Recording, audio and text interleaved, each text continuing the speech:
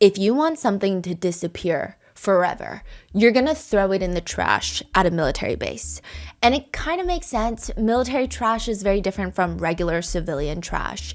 Each US military base, they handle their waste systems very differently. Some overseas bases, they have burn pits where they get their daily trash. Some bases, they have enough trash to fill 2.5 single-family homes every single day. Sometimes it's filled with medical waste, chemicals, paints, plastic, food, human feces. They just round it up into a pile in the middle of nowhere, pour jet fuel into it, and light it on fire, potentially giving everyone within like a few mile radius lifelong complications like asthma, if not just like straight up lung disease. They don't do that on US soil most of the time. Here, there are waste systems in place, and usually there are daily pickups of trash at military bases, and they get taken to a very specific military landfill where they are then separated, and then eventually some of the trash does end up with civilian trash. But let's say you have your entire life belongings of sentimental value, your life savings, your passport in a little baggie that someone accidentally trashes at a military base. Your odds of finding that are slim to none. You likely can't even voluntarily search these military landfills. They have controlled access limited to authorized personnel only. Even if the trash is still sitting at the bottom of the dumpster on the military base, you would need a federal search warrant to go in and look for it. Which is perfect for Brian to take his phone with all of his text messages and call logs, and then his SIM card that he breaks in half. He takes those two things and he tosses them into the trash at a military base. That way, nobody will ever be able to search his phone for anything that they might want. And there's a lot on that phone that people want, because Brian was there the night that John O'Keefe mysteriously died in the front lawn of 34 Fairview. Brian Albert? Brian Higgins. Brian Higgins. Which we haven't talked about at all, right? No. Okay. January 29th, 2022, John O'Keefe, a Boston police officer, is found outside on the front lawn of another Boston cop's house, Brian Albert. The night before, everyone's having a gathering there. John O'Keefe was driven there by his girlfriend, Karen Reed, and that's all we know. Everything else is up for debate. Everyone inside the house states that John O'Keefe never came inside. They didn't even know that he was deceased in the front lawn until the next morning. In fact, even though there were police cruisers, ambulances, fire trucks, they didn't even know that. They were asleep. Everyone in the house at the time of the party says they never saw John O'Keefe come inside. John's girlfriend, Karen Reed, will say she saw him walk inside to make sure that they're welcome, and he never walked back out. But this is not Brian Albert that's trashing his phone. This is one of Brian Albert's best friends. Another Brian, Brian Higgins, a federal ATF agent. ATF? Alcohol, tobacco, and firearms. But it doesn't necessarily mean that he's like a higher rank. It's just a different jurisdiction. I mean, some law enforcement think that anyone with the feds are higher in rank, but it really depends. Right. But they don't work directly together at all. They're just friends. Sometimes they'll have mini projects together, but not directly. Sometimes they'll work at the same police station, because a lot of federal agents will have floating offices, and they'll have like their own little desk at a police station, because there's not a federal office in every town. This Brian Higgins wanted John O'Keefe to come over that night. This is also the man who was interested in dating Karen Reed. In fact, the two, Brian Higgins and Karen Reed, shared a kiss at John's house. And ATF agent Brian tells Karen that he wants the real deal. This is all before Karen Reed ghosts Brian Higgins. He was there the night of the party, and now he's throwing away his phone at a military base. What exactly is Brian Higgins hiding, and does he have the strongest motive to want John O'Keefe dead so that he can have Karen Reed? We would like to thank today's sponsors who have made it possible for Rotten Mango to support the Dana-Farber Cancer Institute in Boston, Massachusetts. They're a globally known cancer research center that also provides support for patients and families, similar to John O'Keefe's sister, who had since passed away from brain cancer. This episode's partnerships have also made it possible to support Rotten Mango's growing team. And we'd also like to thank you guys for your continued support as we work on our mission to be worthy advocates. As always, full show notes are available at rottenmangopodcast.com. There are references of driving under the influence, alleged physical assault. Please watch at your own discretion. This episode is part 2 of the 4-part series spanning both of Karen Read's trials. Episode 1 is up now, and I'd highly recommend going to watch that. It kind of establishes the lay of the land. And I know that every single episode is just going to be a deeper layer of suspicion. So it's like, okay, everything you thought we knew in episode 1, it actually gets deeper and darker in episode 2. Even though we're covering some of the same territory, the way that people are talking about specific things, it's very fascinating. The way that these witnesses testify. So if you've seen it or you're coming from that episode, you may notice that a few more people have been added to the wall. We're going to be adding more people as we get deeper into this case. I just don't want to overload you with faces right now. But before we do that, I am going to do the briefest of brief recaps. So please go watch that. There's just no way that I can recap everything for you. Before we get into the quick recap, in order to cover the vast span of both trials, so there were 2 trials for Karen Read, the Commonwealth of Massachusetts versus Karen Read. There was one trial, ended in a mistrial, and then a second trial. In order to cover both, many quotes and statements from testimony and or opening closing statements have been shortened and condensed for brevity. If you feel like someone that should be on the wall isn't on the wall yet, it's because I've got a system for it. It's either coming in the next episode or the last one, which is going to be part 4. Any speculations, accusations, and allegations discussed are representative of netizen theories that you can find publicly online. We maintain that all individuals are innocent until proven guilty in a court of law. Most importantly, I do want to be very clear that John O'Keefe ultimately lost his life. Our team in no way, shape, or form are purposely trying to shift importance off of his death. Rather, and I think quite frankly, please be aware that John not being the primary focus of this case as a whole is more of a reflection of how this case has been handled and presented by the authorities involved, and not the way that we were researching this case. So with that being said, let's get into the brief recap. January 29th, 2022, Karen Read calls 2 people. The first one is Jen McCabe, and the second one is Carrie Roberts. And she tells them John O'Keefe, her boyfriend of 2 years, has not come home last night. And she's freaking out. It's like 5 a.m. They were getting drunk last night at a bar. They were all hanging out with friends. Jen was there. Carrie was not, and she's freaking out. She doesn't know what to do. She calls them. They start searching for John. They go back to John's house. They're searching here and there. Karen is allegedly a mess the entire time. She's screaming. She's frantic. She's hysterical. She keeps repeating the same things. Some people say that she was saying things like, could I have hit him? Other people are saying she said, I hit him, like a declaration, a confession of sorts. Eventually, they make it back to 34 Fairview Road. This is a very important address. It's a single family home owned by none other than Brian Albert and his wife, Nicole Albert, who also happens to be Jen McCabe's sister. So they're blood relatives. This is Jen McCabe's brother-in-law. They were all going to his house after the bar last night, Karen and John included. So John is in Karen's car. They roll up to the house. Karen says, hey, we get to the house, we've never been here before. We had to call Jen to get instructions to even get here. And once we get here, it doesn't look that welcoming. And like, are you sure we're invited? She asks John to go inside to check and make sure everything is good. She stays in her car. John goes inside. She's saying she saw him walk towards the front door, and then he never comes outside. She's getting agitated. Her stomach hurts. She's not feeling well. She doesn't know any of these people. John knows them because he's a Boston cop. Brian Albert's a Boston cop. They're all cops. Karen, she's an asset manager. She's not a part of this cop world.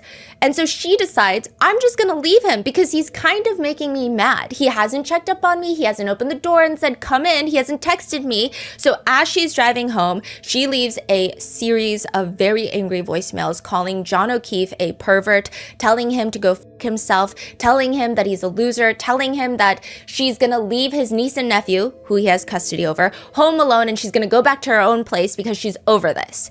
She does not indeed do any of that. She goes back to John's house where John's niece is sleeping, and she falls asleep on the couch and wakes up at 4, and he's still not home.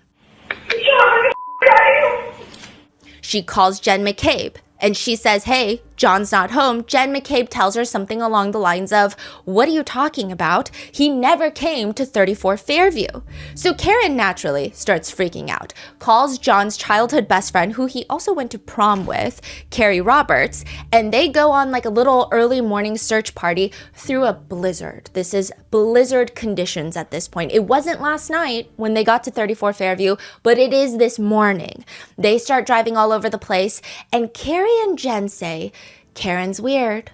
As they're driving back to 34 Fairview, they say that Karen just starts screaming, "I see him, I see him." She's kicking at the door to get out. She runs outside into the snow onto the front lawn of Brian Albert's house, and they just see a mound of snow.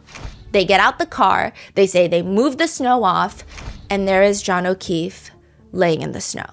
Paramedics are called to the scene, police officers are called to the scene, and it becomes this whole ordeal of, initially, people didn't really know what to think. They just knew that a police officer was found deceased in front of the lawn of another Boston cop, and it doesn't make any sense. He's got some injuries to his head and his arms that don't make any sense.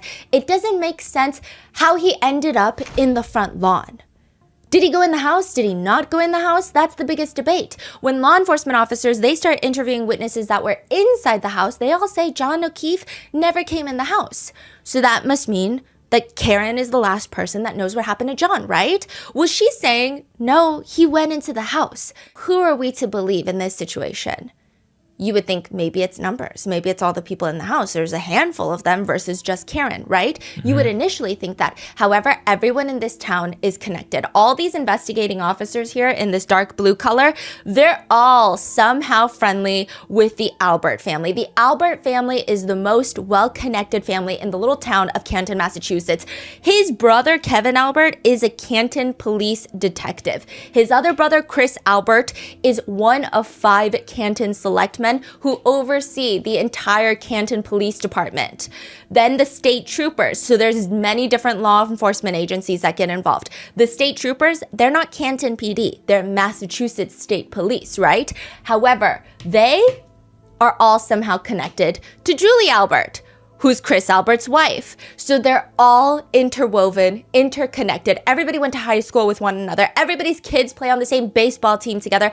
Everybody is friends with everybody except for Karen. Karen is not friends with any of these people. And all of these people have now decided that Karen ran over John O'Keefe in the front lawn of another Boston cop's home, drove home, leaving angry voicemails, and left her boyfriend of 2 years to die on the lawn. That is the theory. But is that really what happened? February 26, 2022. So this is almost nearly exactly a month after John O'Keefe has passed. At this point, Karen has been arrested, released on bail. So there's a lot developing, but there is this picture taken of 3 guys at a bar. And the only one that really matters is the guy in the middle. And these guys, I don't even know if I can call them guys. They look incredibly young. They look like boys. Now the guy in the middle, he's got a black baseball cap on backwards. He's got both of his arms around his friends. They look like frat boys. And his right hand, if you look at his right hand, his right knuckles are just bright red pink. Knuckles are pink. Knuckles are pink. Like it was injured? Yeah. How would your knuckles get pink? You punch something, right? And you got to punch something very hard for them to stay pink, right? Yeah. Now, that guy in the middle is none other than 17-year-old Colin Albert. 17? 17. Son of Chris Albert and Julie Albert. So this is the nephew of Brian Albert. Brian and Chris are brothers. Uh-huh. So this is the nephew of Brian and Nicole Albert, and netizens think that this 17-year-old was the one that killed John O'Keefe that night. And Karen's attorneys seem to think so too, because defense attorney Alan Jackson, he gets up on the podium and he starts asking Colin on the stand, because Colin is called to testify by the government. What happened to your knuckles in this picture? Colin is sitting on the witness stand. He looks like a regular fraternity brother, but he's dressed in a collared shirt with a sweater on top. It's giving defendant, but he's on the witness stand. I was at a house party my senior year, and I remember it being icy outside, and it was kind of like a steep hill of a driveway, and I was walking up the driveway. So he's walking up an icy driveway, and I slipped down the driveway. I tried to catch myself, but I had something in my left hand.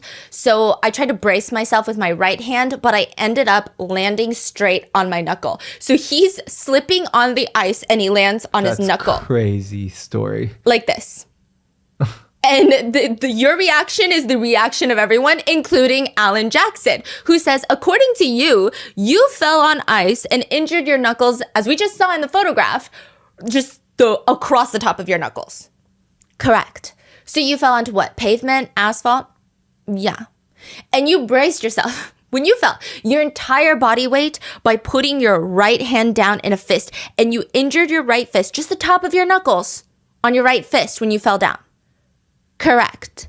At this point, Alan Jackson is known for being a pretty aggressive cross-examiner during all of these trials because he will make a lot of comments that he's not allowed to make, and the judge, Auntie Bev, will keep having to strike his comments because at this point, his story is so ridiculous, Alan Jackson hits him with a, seriously?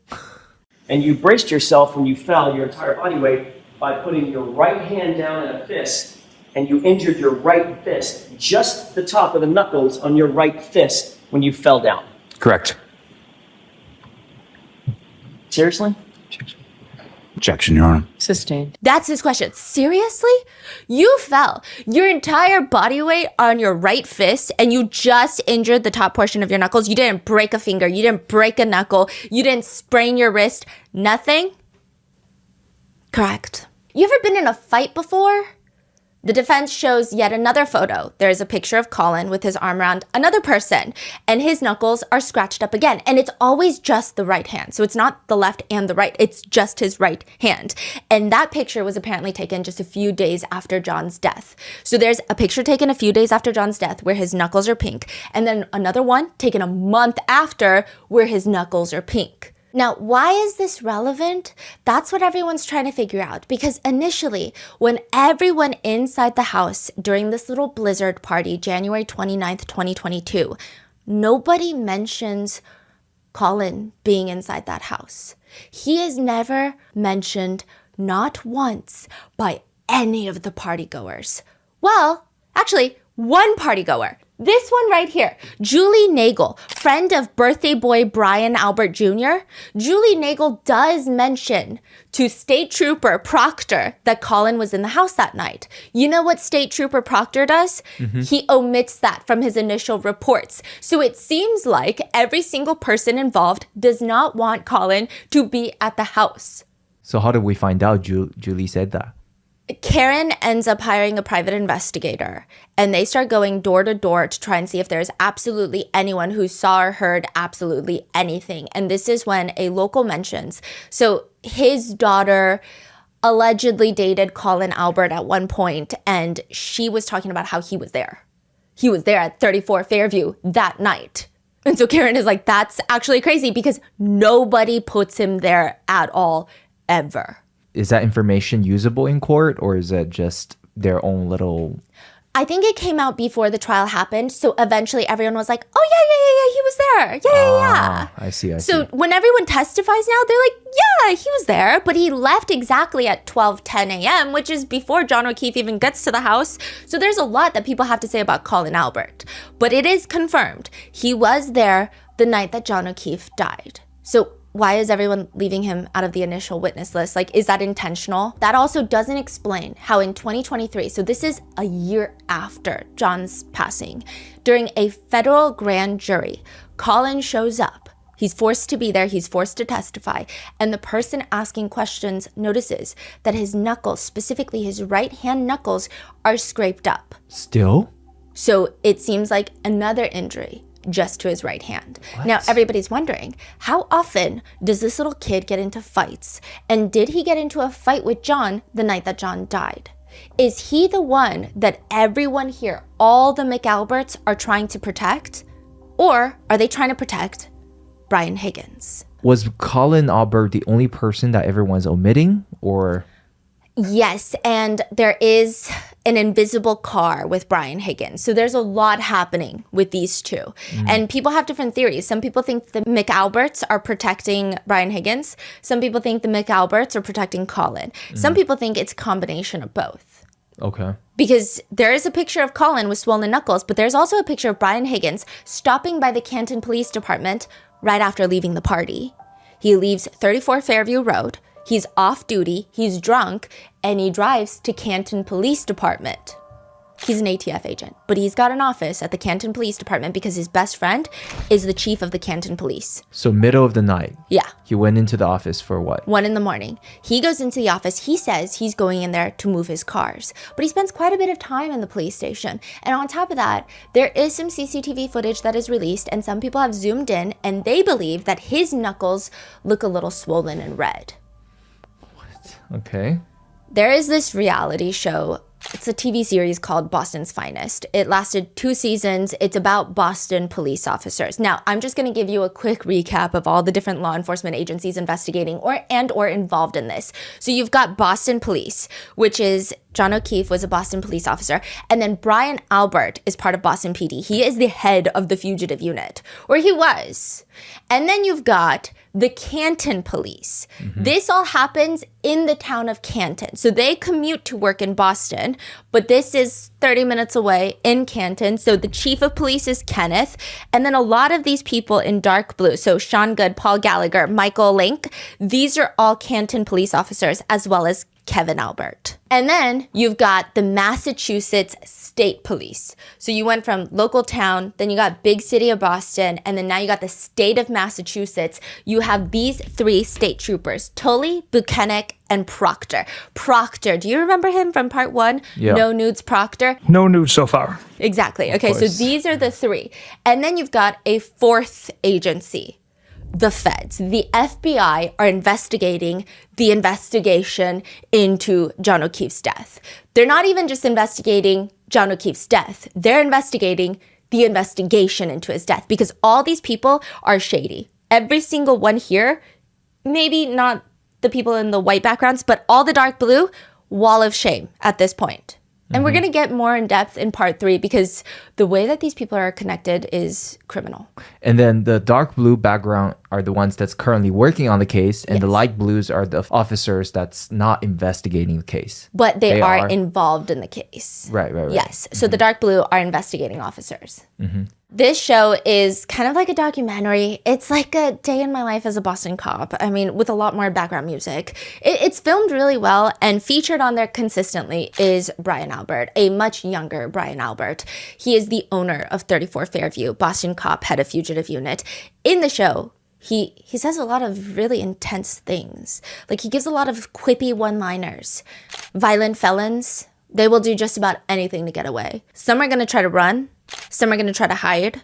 Sometimes it's diving out windows. They're going to do whatever they can to avoid capture. Throughout season 1, you see Brian Albert trying to lead his team and make sure they're not in trouble. And he says about conducting search warrants in people's homes, it's one of the most dangerous things you can do is go into somebody else's house. He says the person you're looking for, that's their castle. If they wanted to assault you, they know the places to hide. Sometimes you take a deep breath, you stick your head in there and just hope that you don't hear a pop.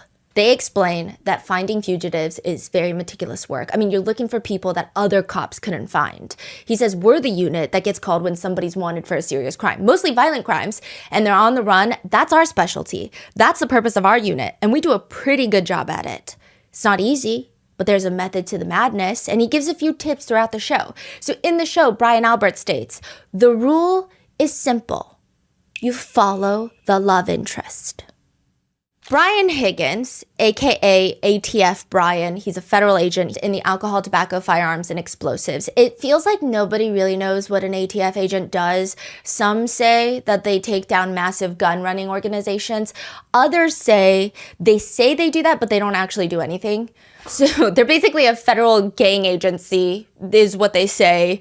You can interpret that however you want. Some people interpret that as they take down gangs because gangs are often, they typically have violent firearms and other weapons in their possession, or they're a gang of agents and they basically just shoot dogs. There have been numerous incidents where pet dogs have been injured or shot and killed during ATF raids. And do you remember Waco?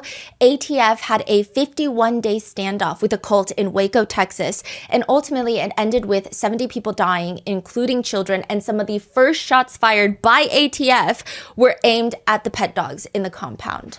And it's becoming like this running joke in law enforcement communities, apparently, when the ATF comes, hide your dogs. ATF Brian is stationed in Canton, but he's a federal agent. He does not work for Canton PD. He does not work for Boston PD or with the state troopers.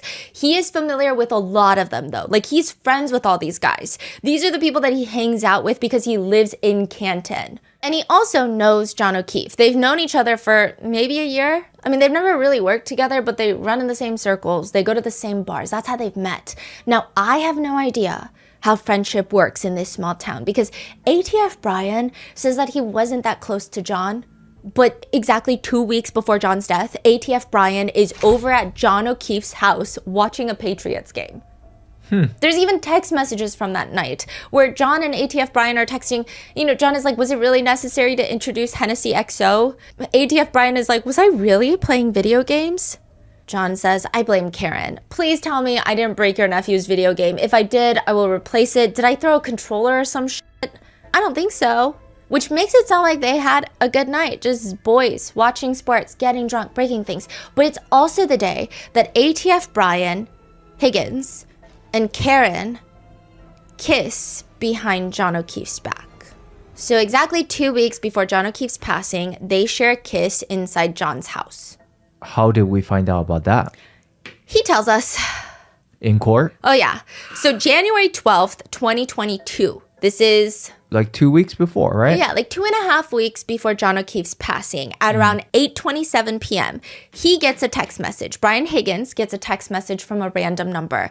The text reads, "Hey, Brian, it's Weed Whacker." He texts back, question mark, what do you mean, Weed Whacker? But ATF Brian is testifying, I mean, I kind of knew who it was because that was my nickname for her, Karen Reed. I mean, he says it's a funny story. He was driving around in his work car, so all the windows are tinted, and he sees Karen outside using a weed whacker. It's like a little machine that cuts the weeds. And he honks at her, and she flicks him off. She has no clue who it is. It's just like a random person honking at her. So he drives back around. He U-turns to be like, oh, wait, hey, Karen, I'm, John's friend, Brian, ATF Brian. I didn't mean to, freak you out. But she starts screaming at the car, not knowing it's ATF Brian. And she says, get the fuck away from me. My husband's a Boston cop. ATF Brian rolls the window all the way down. And that's when she's like, oh, okay, never mind. You're John's friend. I didn't know. This was a while ago? Yes. Or? Okay. So that is why she gets the funny nickname of Weed Whacker. And she texts him, hey, Brian, it's Weed Whacker. He responds, question mark. And I will say that every single text message in this thread is read out loud by Brian Higgins, who has a very strong Boston accent. It's a very interesting combination of his very seriousness and his red face, but also the nature of the text messages are uncomfortable. Because I don't know why they text like teenage kids. Hey, Brian, it's Weed Whacker. He texts a picture of a Smirnoff screwdriver. It's an alcoholic beverage. And then capital Y-O, yo. There's no response. And the next day, did you try these Smirnoff screwdrivers? I stopped at the Hilly, which is a local restaurant, for one last night. I said, haha, how did you get my digits? Defendant responded, the Melissa and Lito show. I said, haha, I thought you creeped John's phone. I said, haha, again. Haha. No way. And she does a girl with the crossed arms emoji. I was the last person in Greater Canton who didn't have your number. I think even Carrie has it. Side note, not Carrie Roberts, a different Carrie. And he's like, what? I just don't give out my personal number to anyone. How would Carrie have my number? I don't know, Melissa had it. Eventually, they start talking back about the nickname. And she says, The defendant said, I'd prefer Weed Whacker. I responded, that's the thing about nicknames. You don't have a say. And I believe I was referring to nicknames. I know, they need to happen organically. I'm the queen of nicknames. Wait, so they met, I'm assuming, months ago? They met months ago at a bar through John O'Keefe. So John O'Keefe and ATF Brian run in the same circles, and John O'Keefe would introduce Karen to all of his friends. And so Karen's not really part of this cop world. It's through John O'Keefe that she meets all these people. Yeah, yeah. And one day he drove by, beep, beep. They talked, I'm Yeah. assuming, soon after Karen texted him. And they sound flirtatious. Very flirtatious. Karen just changes the topic abruptly. We were tossing around the idea of a short vacay with another couple, wanted to see if you were game. Vacation where? I was just gonna rent a beach house in Fort Lauderdale, something quick and easy.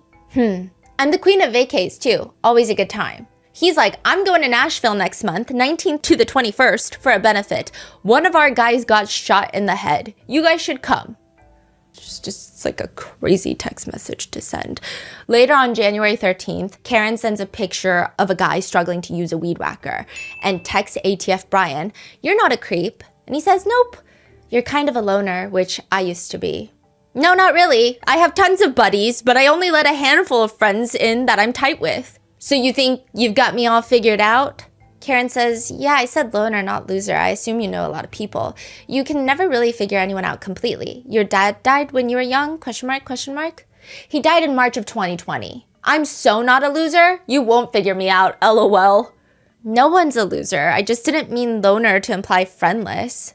I'm sorry, that sounds recent. It wasn't COVID, was it? Cancer. I know you date girls who don't lock the house behind them and you're private and observant." And then she says, "I'm sorry, what kind?" So they're having like simultaneous conversations talking about his dad's passing, but also talking about Brian's dating habits. Lung, brain, kidney, pelvis. How did you know all those things? You're funny. These text messages are a lot. Yeah. Yikes, wow, that's rough. Jesus, I'm sorry. We chat a lot at the hillside. Don't be sorry. Life is hard sometimes. I always figure it out. Who chats? Life is hard, but losing people is the hardest, so I'm sorry. We chat. That's all you got? We chat? Sure. I mean, you're from Brockton, spit it out. You and I chatted about the girl who kept forgetting to lock the door. Oh, she's been out of play for like 3 months now. And so they're like having this flirtation of talking about people that are, quote, out of rotation in ATF Brian's circle of girls. Yeah. Yeah. And ATF Brian finally tells her that he got a Saturday invite from John O'Keefe to come to John O'Keefe's house that Saturday to watch the Patriots game. Karen is like, "Did you say yes?" "Not yet." "What did you say, Mr. Elusive?" I responded, "No, I just don't want to intrude on your couple's night. Haha, I'm shy." We prefer to hang out with non-couples. Bob Gallery is probably coming too, solo. We'll probably play cards or something at one point, so I'm inviting you. Haha. Later, Karen texts him, "John said, quote, Brian's being wishy-washy. Haha, did you tell him you texted me?" No. ATF Brian gives a thumbs up. And this is when we head into very, I would say, Karen is a little sensitive to the word affair because she's saying, I'm not married, John O'Keefe's not married, we're not married. It's not really an affair. And she also says that John O'Keefe was allegedly flirting with other girls too. So she feels like it's affair is a strong word. But we do get into like that emotional cheating territory where she says, well, don't be so anti-couple. Most couples don't even like each other. He says, name a few. Name a few. I don't know all of them, but they all want to hang out with single people. Later in the messages, it seems like this might be when he comes over for the Patriots game because ATF Brian texts Karen, foul ball. She texts him, you stink. He says, you suck and you're double trouble. Defendant responded, you're hot. I responded, are you serious or messing with me? Defendant responded, no, I'm serious. I responded, failing is mutual. Is that bad? How long have you thought that? So this is Brian. He's like, I also feel like you're so hot. Is that bad because I'm friends with John O'Keefe? How long have you thought about that? And she's like, are you okay driving? You don't want to just stay here. So Karen is offering for Brian to stay at John O'Keefe's house with them. They sound drunk, right? Yeah, I'm fine. I have an office at the police station. You didn't answer the question. She says, I'd rather you stay here. ATF Brian testifies on the stand that as he's leaving John O'Keefe's house that night, he says goodbye to John, and John might have gone to use the restroom or something. He's not entirely sure, but he says, as we were walking out, the defendant planted a kiss on me. So as I was exiting the house and as we were walking out, the defendant planted a kiss on me. He's asked by the prosecution, Lally, how did she kiss you? Not like a friend. He says it was lip to lip, like a romantic kiss. ATF Brian says he was taken aback because it just was not something that he was expecting. And later he texts Karen, I think you're messing with me. Why do you think that? Because this is so out of left field. Where did these feelings come from? I just think you're like me. Meaning, do you have your own kids? I have no kids. How am I like you? Hello? Aren't we alike? I think so. So why did you get my number and reach out to me? Shoot straight with me. I told you, I just think we're alike. Yes, agree. I don't know. Shouldn't you know? Brian admits that he's had a crush on Karen since the first time he met her, and she responds with, this is like the most lukewarm confession of a crush. I don't know, you're just my type. You think you can handle me? I thought you were happy. How do you know if I'm happy? I just assumed. Are you hard to handle? What do you like about me? And this is when Karen has sent the now viral text message where Brian says, what do you like about me? And Karen Reed responds wholeheartedly, I just feel like you're from my neighborhood. What do you like about me? Defendant responded, I just feel like you're from my neighborhood. Wait, what does that mean? Like, Nobody knows. It's like the most lukewarm confession of interest that the world has ever heard in a murder trial. Like you have like very passionate text messages that the prosecutor is trying to bring up. And it's just like, I feel like you're from my neighborhood. And people didn't know how to respond because the severity of the context that these text messages are being read in is very severe. This is a murder trial. But at the same time, it's like, it's very hard to wrap your mind around that these are the text messages that everybody has to treat very seriously because the energy in the courtroom is also very, okay. so like Adam Lally just didn't follow up much on that. No, she's just like, why do I like you? We're like from the same zip code, bro. Like, what do you want me to say? That's the energy. And he says, ditto. Ditto. And she says, I just think you're hot. Brian's all, you really think that? I have always thought that about you. What? You're hot, smart, witty, but I didn't think you were interested. Witty? Yeah, meaning quick with a response. Tell me why you got my number and reached out to me. I just thought we were the same and from the same neighborhood. Are you afraid to say what's on your mind?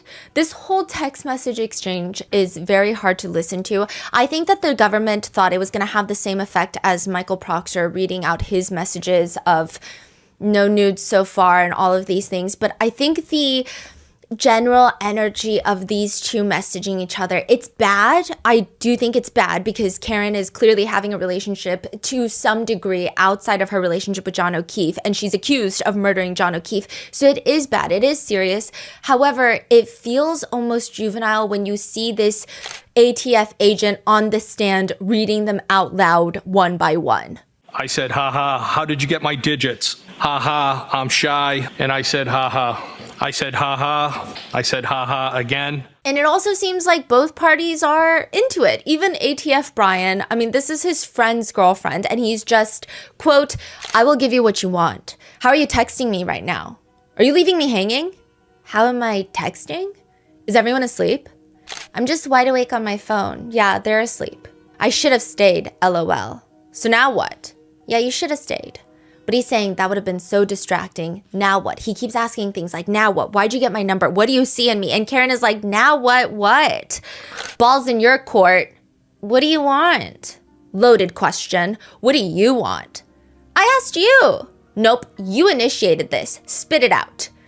Hey, we're single and we don't have kids. We can do whatever we want. Don't you have a boyfriend? Karen just completely changes the topic and she says, I'm glad you came over tonight to watch the Patriots game.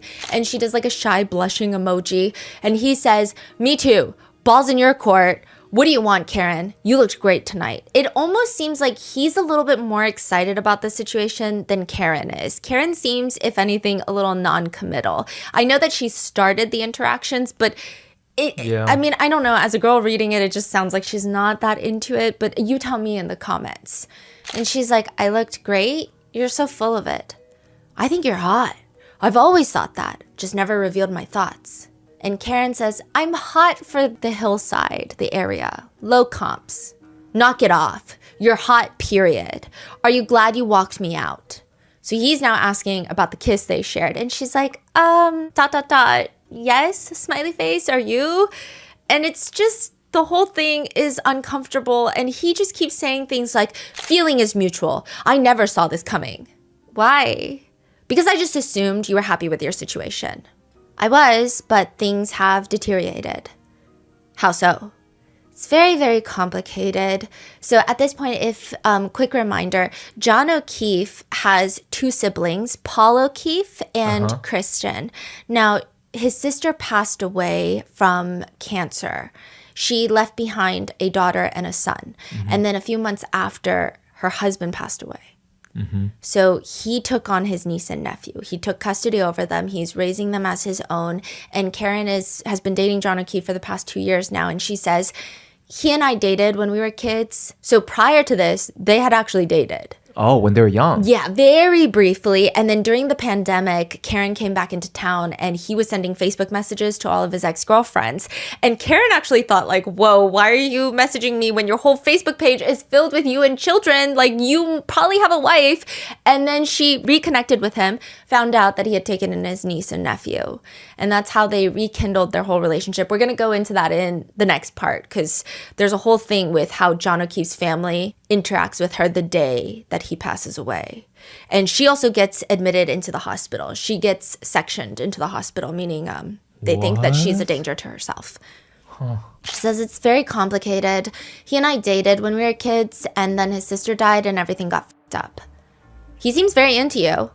Yeah, but where's that? I mean, I've had all my shit here for a couple of years and my house has been vacant, but I'd like to get closer to the water. Are you breaking up or are you staying here? I don't know. He hooked up with another girl on vacation. I'm very close to his niece, and it's all a very fucked up situation. When was that? And how did you find out he hooked up? I don't want to complicate your situation. We went away for New Year's, the four of us. So she's saying it was her, John, and the two kids. I put the kids to bed and found him in the lobby of our hotel all over one of our friends. Whatever, it doesn't matter. It does matter. And I said, did they bang? Question mark. The defendant responded, does that matter? Question mark. I said, sorry, I was just asking. I was just trying to figure shit out. Defendant responded, it doesn't really matter. Okay, I won't ask again. I don't care. It doesn't matter. Okay, hear you loud and clear, Karen. Okay. Why are you getting your thong all twisted up over simple questions? She responds, I'm not, am I? You're kind of getting defensive. Not at all. Eventually, Karen asks what Brian Higgins wants, and he responds he wants the real deal. To which she's kind of cynical. She says, it doesn't exist. Sometimes it's a lot. A lot why? He's like asking her, a lot why? Because I went from being solo to trying to give attention to kids who aren't mine, and I never wanted kids. I thought you were happy in this relationship. Everybody is happy at the hillside. Oh, God, you avoid things. It's just a very complicated dynamic with the four of us. He isn't cut out for what he's doing, and the kids present constant issues. I think he believes he's doing the right thing. Well, of course he is, but his heart isn't in it. It's only because he was very, very close with his sister. I know kind of how you feel. I was married, so Brian was married previously, and his ex-wife had brought in a child from a previous marriage. And he said that he's been divorced since 2017, and he has no kids anymore because they got a divorce. And she says, I tried very hard, but the kids are very spoiled. They're not my family. My parents keep telling me I'd feel differently if they were mine or my own sisters. You know, then I told you he got sloppy and drunk on New Year's Eve while we were away, and that's really affected me. What exactly did he do? I never got married, and now somehow I'm arguing with someone about raising kids. Eye rolling emoji. Why don't you just tell me? He was a puddle all day, and then he disappeared. Then I found him all over our friend's sister in the lobby of our hotel, and she's gross, which I think may actually be worse. Not sure. Oh God. Did they bang? I'm not sure. I was with the kids, so I was with the kids celebrating New Year's without him, which shouldn't be my role. But I doubt that they did it. I mean, he was a mess. Was it the first time with her, or do you think there was others? I don't really think there were others. I'm with him all the time. He never seems to want to go anywhere without me. But honestly, the issues with the kids bother me more than him actually cheating. They are constant, and it feels like a lose-lose. Genuinely is starting to feel like Karen is just using him as a therapist and not actually interested in Brian Higgins at all. And he even notices that you clearly have a lot of feelings swarming inside of you. Yeah, it's very complicated. Sorry for the rant. You can vent, babe. Oh. Wait, this is all from the same night? Yeah. Dang. Okay. It's like in the span of 9 days, they go through all of this. And she's like, basically, I just feel like I spread myself too thin and sometimes it's thankless. Now, I will say there might be some validity to her feelings. I don't think that, I'm not saying any of these messages are appropriate.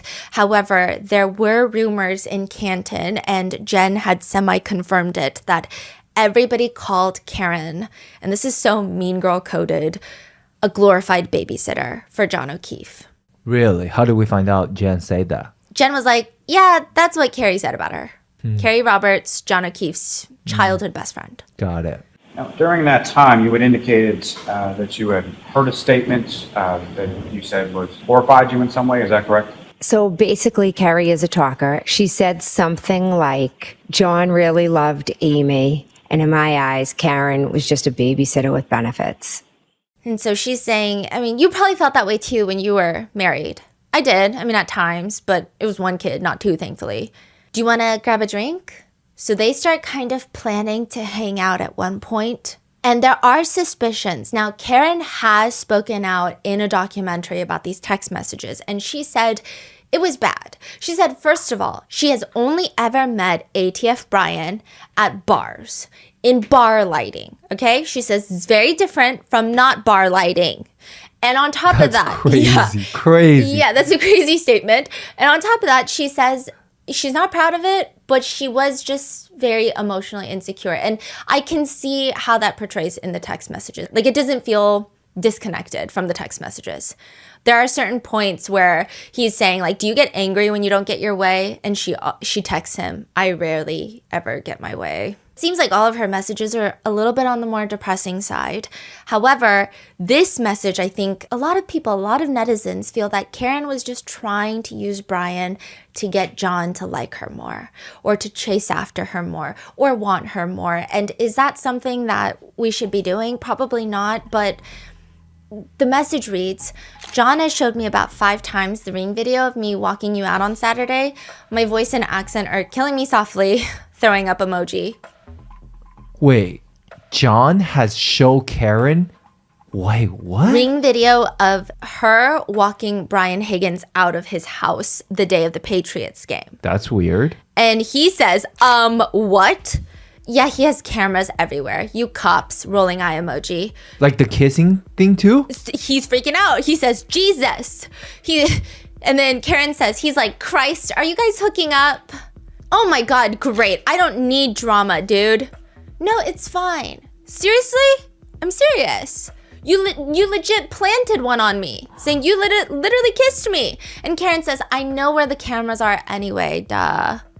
Wait, so she's implying the kiss is not on there? Yeah, implying the kiss is not on there, but I guess that they were appearing friendly. Right. That John is saying something to her about it. And the way that she's texting almost seems like that was the purpose. Right. It's kind of the vibe. Yeah. Like she's not bothered by it. Like, hey, by the way, John was jealous about it. She's not like, keep it down low. Don't say anything. He's already on to us. Like, she's not saying any of that. It almost seems like, it worked, is the energy of the text and messages. Brian is feeling that too, right? You planned it on me, like. Yeah. He seems a little more startled than Karen does. And she says, I know where all the cameras are. And he's like, so your slick move wasn't on there? Of course not. Oh my God, I almost threw up. It was just a peck anyway. I kissed Carrie and Gay Jeff too. Yeah, weak. I agree. He's saying the kiss was weak. LOL, funny. So now he's jealous of me? No, I told you he likes you a lot, which makes it worse. You said or did something at the bar last week and he goes, I like Brian more and more. He's a good dude too. Yeah, he is. Funny. What's your end game? What do you want from me? You will just confuse the shit out of yourself because I'm a lot of fun. And so Karen is just like, what is happening right now? They start texting about how they're maybe going to go out for drinks or go to each other's places for drinks. Karen even says, I'm 42. I know what happens when you invite someone over for a drink. He calls her a master of avoidance, and they have this little like back and forth non-stop. So Karen's saying that I know what happens if we go to our houses, and she's not saying yes to the house. She does eventually go to ATF Brian's house. Mm-hmm. And he says it was really uncomfortable and awkward. like I said, it was this type of like, what is this all about? And then she left.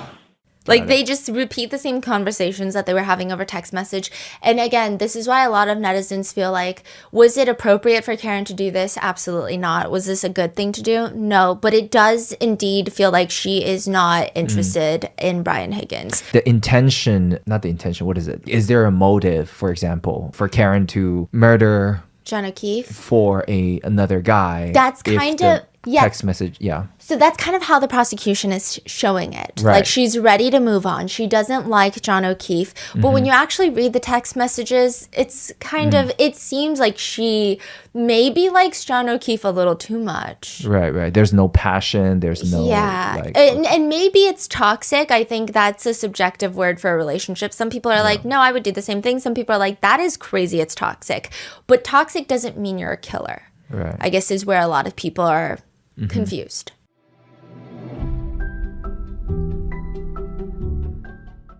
Warm weather, vacation plans, backyard barbecues, and endless possibilities, good and bad. You know, summer should be your escape from stress, your time to recharge and make memories.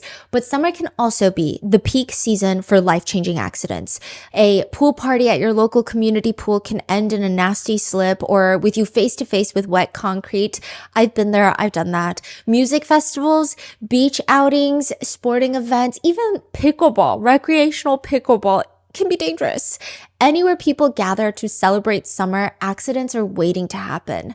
That's where Morgan & Morgan comes in. They have over 1,000 attorneys nationwide to help you get back on your feet and get your summer back on track. They've recovered over $25 billion, billion with a B, for their clients nationwide, and they don't back down when it matters most. One recent client received $29 million after being offered just $500,000. I mean, there's a reason they're America's largest injury law firm. Hiring the wrong firm can be disastrous. Hiring the right firm could substantially increase your settlement. If you've been hurt this summer, you can check out Morgan & Morgan. It's free unless they win. Just click the link in the description below or visit forthepeople.com/rotten. That's FOR thepeople.com/rotten, or click the link in the description below. This is a paid advertisement.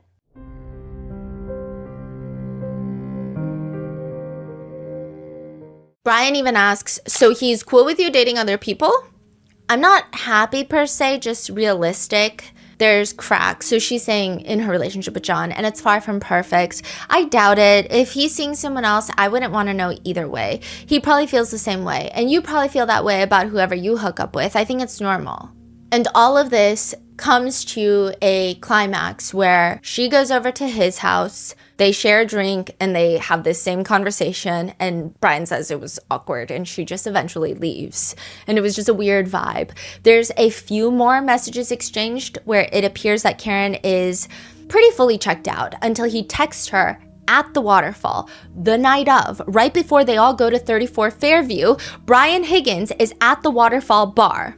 He came with Brian Albert. Karen and John show up, and Karen ignores him. Per the CCTV footage, per testimonies, she doesn't go anywhere near him. John says hi to Brian Higgins. Karen does not. She does not want to talk to him. She doesn't want to say hi to him. Whether it's she doesn't want to make John jealous now or whether she just is so over him, it's unclear.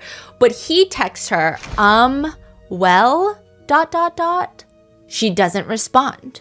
The next day, around noon, Karen texts Brian Higgins for the very last time. January 29th, 2022, around noon, she texts 2 words: John died. Brian Higgins never responds. Wow. Initially, netizens thought that this motive was for Karen to kill John O'Keefe, but that doesn't make sense, like what the prosecutors are saying. So first of all, she texts ATF Brian, and she's talking to him about how she saw John kissing another girl on their New Year's Eve trip, which more on that later, but she says that he cheated on her. So by a lot of people's accounts, it seems like this text message is some sort of toxic revenge plan or an attempt to get John to pay more attention to her. Other people also point out that the prosecution is saying that Karen killed John in a crime of passion, if you will. They got into a fight in the car in front of 34 Fairview. She ran him over. It was a drunken fight. However, people are saying if she wanted to kill him, it would have been on that New Year's Eve trip when she thought that he was hooking up with another girl. That would have been the time for the crime of passion, not in front of another Boston police officer's house in the middle of the night out of nowhere. And second, netizens think that the prosecution just wants to paint Karen as being overly jealous, thus pushing her to be homicidal. But she doesn't seem, she seems jealous. She seems perhaps a little toxic, but it does seem like she never really badmouths John, ever. Yeah. It seems more so like the circumstances are rough and she's upset, but it's never this like very vile, like, I hate this guy, he can't fulfill me. Like, there's nothing negative per se. So while the prosecutors are trying to paint this as motive that Karen has to want to kill John O'Keefe, the defense are saying, actually, all these text messages do is prove that ATF Brian had motive. Because wouldn't he benefit the most if John O'Keefe is out of the picture? This is kind of a side note, but a lot of people also point out the fact that Karen and John had previously dated. They ended up breaking up and then reconnecting over the pandemic, where they actually started seriously dating for 2 years. That, to a lot of people, feels like Karen is not the type to be like, if I can't have you, no one can. Because they had already previously broken up once before. So it doesn't seem like she has this fixation on him that's like, only I can be with you or else. So that's another thing that people have been pointing out. But on top of that, based off the text messages between Karen and ATF Brian, it seems that John knows that maybe Karen and ATF Brian have a thing.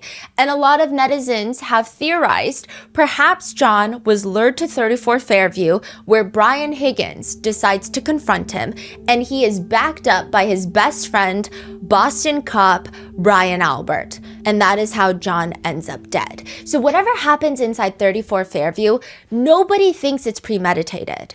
Nobody thinks this is like this masterful plan, because these are cops. They know that this is not a good plan. However, maybe a fight breaks out, a punch is thrown, he ends up dying from a fatal wound, and now these cops are like, we got to do something. That's the theory of people who buy into the conspiracy that the McAlberts had something to do with it. A big point of contention in this case is John O'Keefe's injuries do not make sense with the prosecution theory. Karen reversing into John O'Keefe, him getting hit by her passenger side taillight. So right side taillight. He spins backwards, hits his head on the semi-frozen ground because it's about to snow, incapacitating him, leaving him dead in the snow. That's what the prosecutors are alleging Karen did. In the next episode, we actually go into the accident reconstructionist, which you would think in a trial, that's like the boring part. That's the part that nobody really cares about. There is so much unhinged drama between these accident reconstructionists, the prosecutors, the government, the Commonwealth. They hire a bunch of accident reconstructionists. The defense actually uses the accident reconstructionists that were hired by the FBI. And they go head to head. There is so much drama of some of these people lying on their resumes, some of these people not even understanding their own data of the accident reconstruction, doing experiments that make zero sense. One of the guys is like, yeah, I tested it by using a freezer. I put the phone in the freezer. And they're like, do you know what freezer temperature it was? No. You don't think that's like the basic thing of like knowing the temperature if you're going to stick it into a freezer and see how it responds to being stuck in a freezer? He's like, well, I didn't think it mattered. I mean, these people are absolutely ridiculous. It's like every single person, I don't know what is happening in this town, but the injuries themselves, they don't make sense with a car accident. Netizens think it lines up more with someone who's been in a fight. Dr. Scorty Bello is the medical examiner. She is the one that performs John O'Keefe's autopsy, and now she is on the stand to tell everyone her findings. While autopsy photos are shown, Paul O'Keefe, John's brother, is seated. And like I said, this is a very small courtroom. Seated, I mean, I'm not in the courtroom, but it just appears like a few feet, right? Yeah, and he's just staring down Karen the whole time. Dr. Scorty Bello notes that John O'Keefe has a small cut to his right upper eyelid, abrasions on his nose, bleeding and swelling of both of his eyelids and eyes. He has these weird cuts on his arms. They look... I saw the photo. It's like throughout his whole arm. Yes, and they're all almost linear. Yeah. So it's not jagged everywhere. It looks like if you were to get, and I'm going to try to use an analogy that it's not applicable to this case. If you were to get, you know, those leaf rakers and then you were to just slice someone's arm, because there's so many up and down his arm. Yeah. It kind of looks like that. He just has these weird lacerations on his arm and a few bruises on the back of his right hand, as well as a small scratch and vague bruises on his left hand. Bleeding under the eyelids usually is an indicator of something really bad. They're called raccoon eyes. And Dr. Scortibello says bleeding around the eyes could signify that there's a much larger injury inside the skull, and it's not just bleeding of the eyes, which is exactly the case here. Ultimately, the cause of death for John is a giant laceration on the back of his head. That is consistent with blunt force trauma, aka hitting your head against a blunt object. It could be a microphone, it could be a dumbbell, it could be a stick, it could be the ground. It's just something that's not sharp. So it's not a stab, it's blunt force trauma. It could be the edge of a table. And Dr. Scortibello states that the injury to his head would not have instantly killed him, but it would have likely incapacitated him. It caused a fatal skull fracture. He had hemorrhaging, bleeding in the brain. And if he's out in the snow, then the hit to the back of the head incapacitates him. That's a cause for hypothermia. So she believes the laceration to the back of the head and hypothermia is the combination that caused his death. In comparing the blunt force trauma versus the hypothermia, Dr. Scortibello says, I do believe the blunt force trauma injuries were sustained first. These are not injuries that are immediately lethal. This is not something that would cause death in seconds, and therefore Mr. O'Keefe may have been incapacitated by the injuries, or knocked out, if you will, and was not able to get himself into warmer environments, and therefore hypothermia set in. So in my opinion, I believe the impact, the injury to the head, came first. Mr. O'Keefe was likely incapacitated or unable to move into a warmer environment, and then the hypothermia set in. So she's assuming that he got injured outside the house. Well, no, because it's vague. Oh. If that trauma comes first, then yeah, I mean, he could be injured outside the house, but a lot of people say it's vague enough that he could have been injured anywhere and then taken somewhere where it's cold and he can't get up and move. Got it. Prosecutor Lally asks Dr. Scortibello, Now, doctor, with respect to the head injury, specifically the fracture, what, if any, opinion can you give or can you say in regard to the type of force or amount of force necessary to cause the fracture to the skull that you observed with regard to Mr. O'Keefe? Can I say something about Mr. Lally?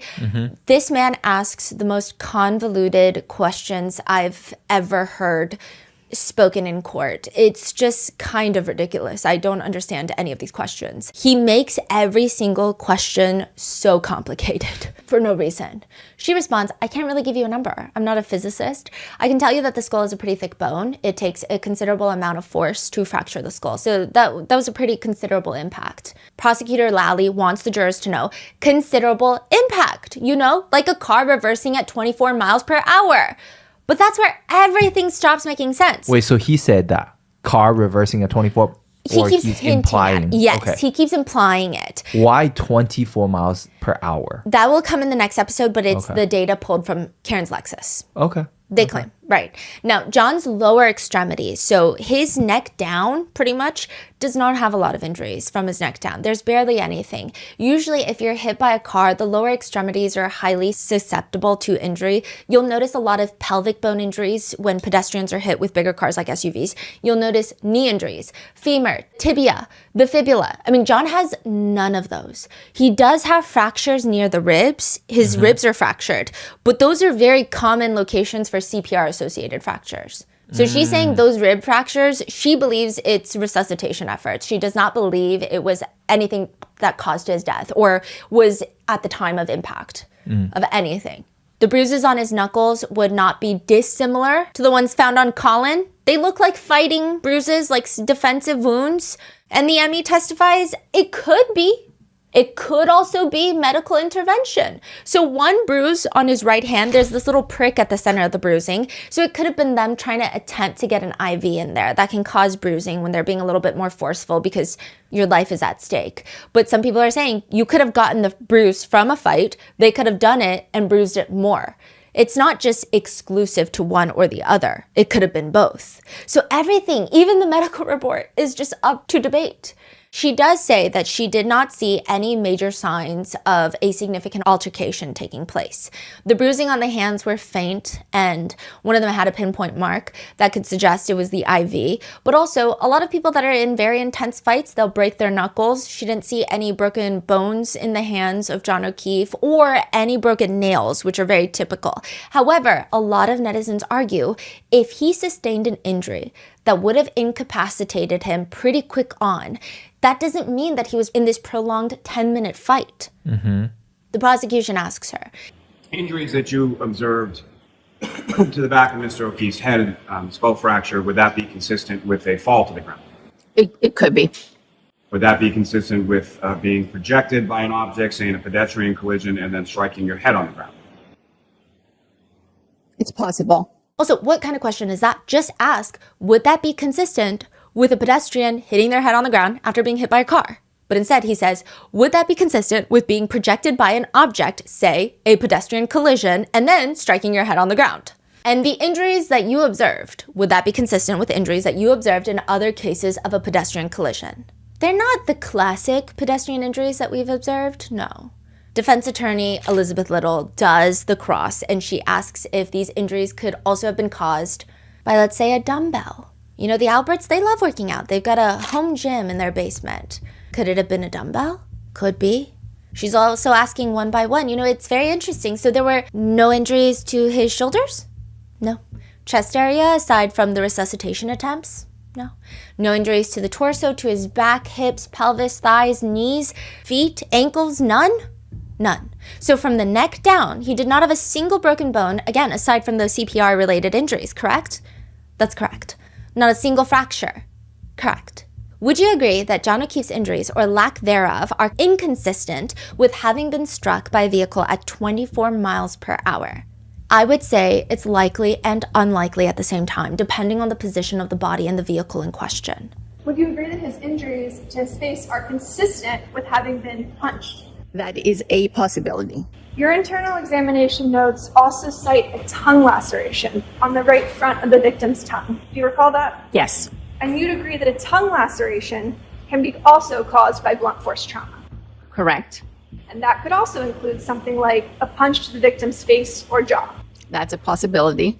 The laceration to the back of John's head had scratches, to which defense attorney Little asks, would you agree that someone could certainly get scratched on the back of their head if, for instance, they were dragged on the ground? It is possible. So she's saying anything's possible, basically. Dr. Squarty-Bello testifies that the injury to the back of his head, the fatal wound, could have been a result of falling back onto concrete, onto grass. It could have been a result of being struck with a large object such as a baseball bat or a barbell, or hitting your head against a table.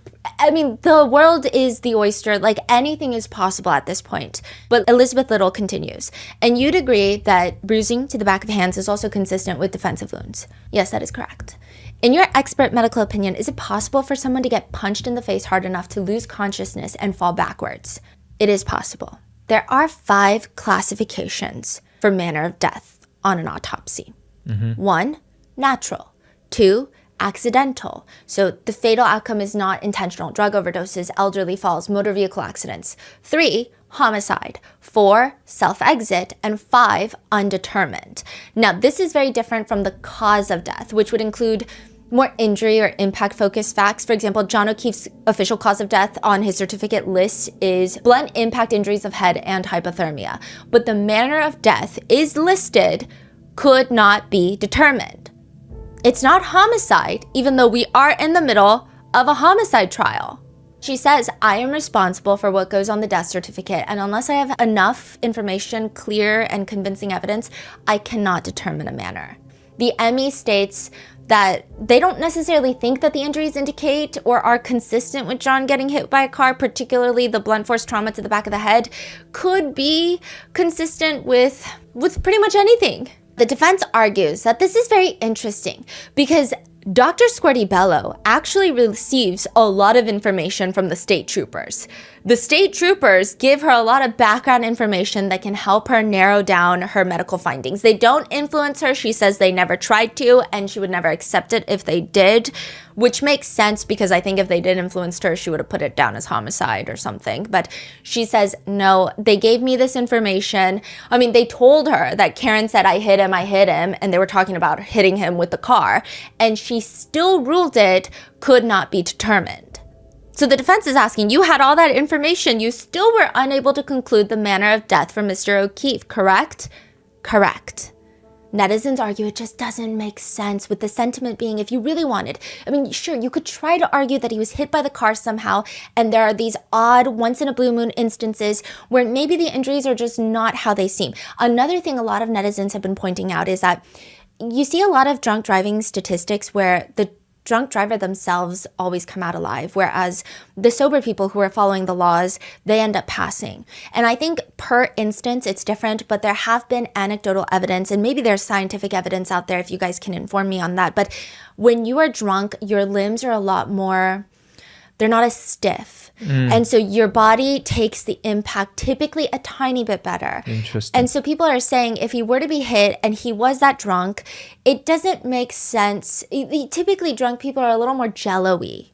He might have fallen, but this feels almost like he became stiff as a board and like twisted and just banged his head down. Instead of being a little more jello-y, which is like you would fall onto your bottom first or something of that sort.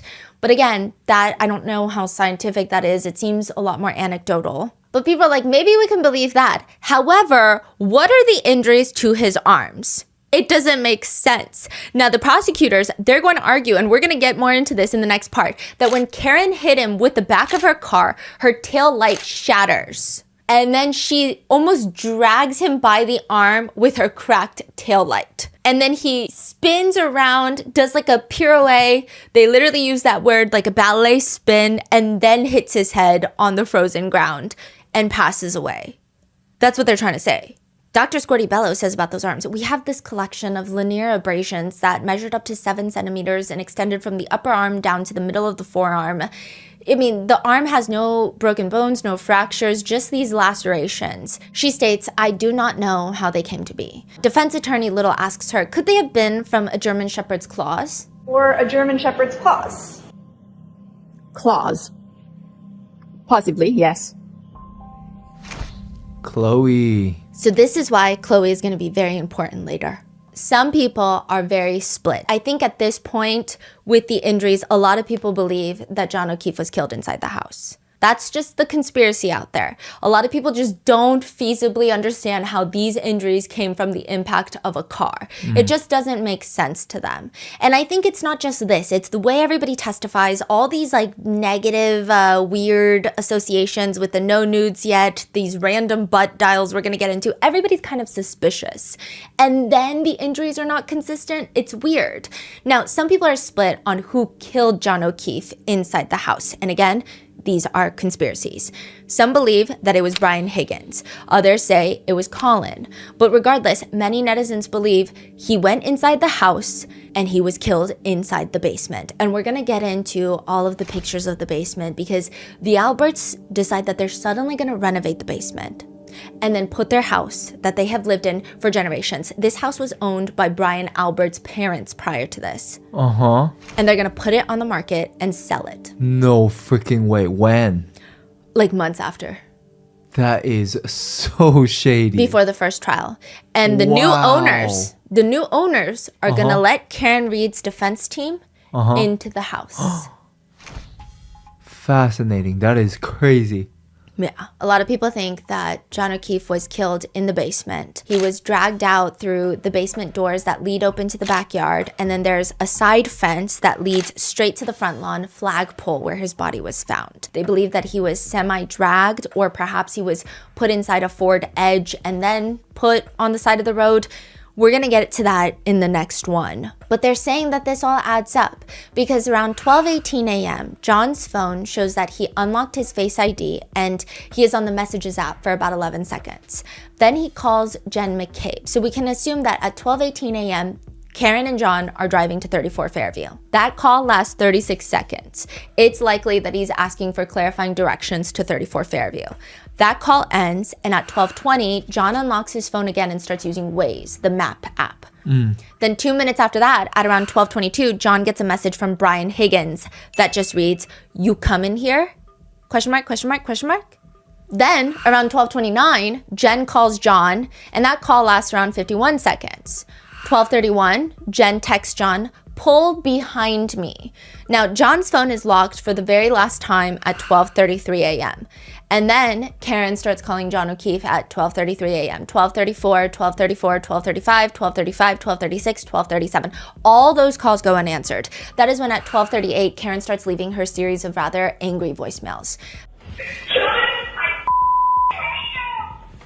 Then at 12:40, Jen texts John, "Hello?" This is the first message that goes unread. The calls from Karen go unanswered. So from 12:33, John stops responding to any phone calls, any messages. So his phone stopped at 12:33? Yes, stop interaction. Now at 12:42, another message pops up. "Where are you?"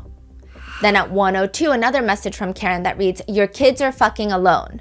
And then another one at 1:04 from Karen to John, "I'm back in Mansfield," which is where her house is, stating that she left John's niece alone at the house, which is not true. She's actually at John's house on the couch waiting for him to get home. Here's where it gets interesting. From John's Apple Health data, it shows that at 12:30 a.m., the phone takes 36 steps, which would be around 84 feet. Measurements from the flagpole to the front door are 74 feet. Now, flagpole to the street probably adds a few more feet. It seems like the right amount to get into the house. Right. And then his Apple Health data shows him going up and down stairs to the basement. How many feet? 3 stairs, 3 flights of stairs. Okay. Now, according to the prosecution expert, they state that John's phone, after leaving Karen's car, never leaves the area of the flagpole. They say that it drops down onto the ground, and we're going to get into this whole phone battery temperature in the next episode. But there are theories online that John made it into the house and was killed in the basement. That perhaps Chloe, the German Shepherd that's not great with strangers, attacks John's arm because a fight has broken out, probably, maybe, conspiracy with her loved ones, people that she loves, and a stranger. And she jumps into the fight, allegedly. There is a bigger physical altercation. She causes those lacerations, and that is the theory. But when they run the DNA on John's shirt, there is no dog DNA. Only pig DNA. What? Where the hell are they getting pig DNA? Before I give you a full rundown of the full statements of everyone in the house, I have to do a quick rundown of the theories that are circulating on the internet so you can decide whether, if any of these theories make any sense at all, and if so, which one makes the most sense. So first theory is an insane theory. I'm going to tell you that straight up. It's a house full of swingers.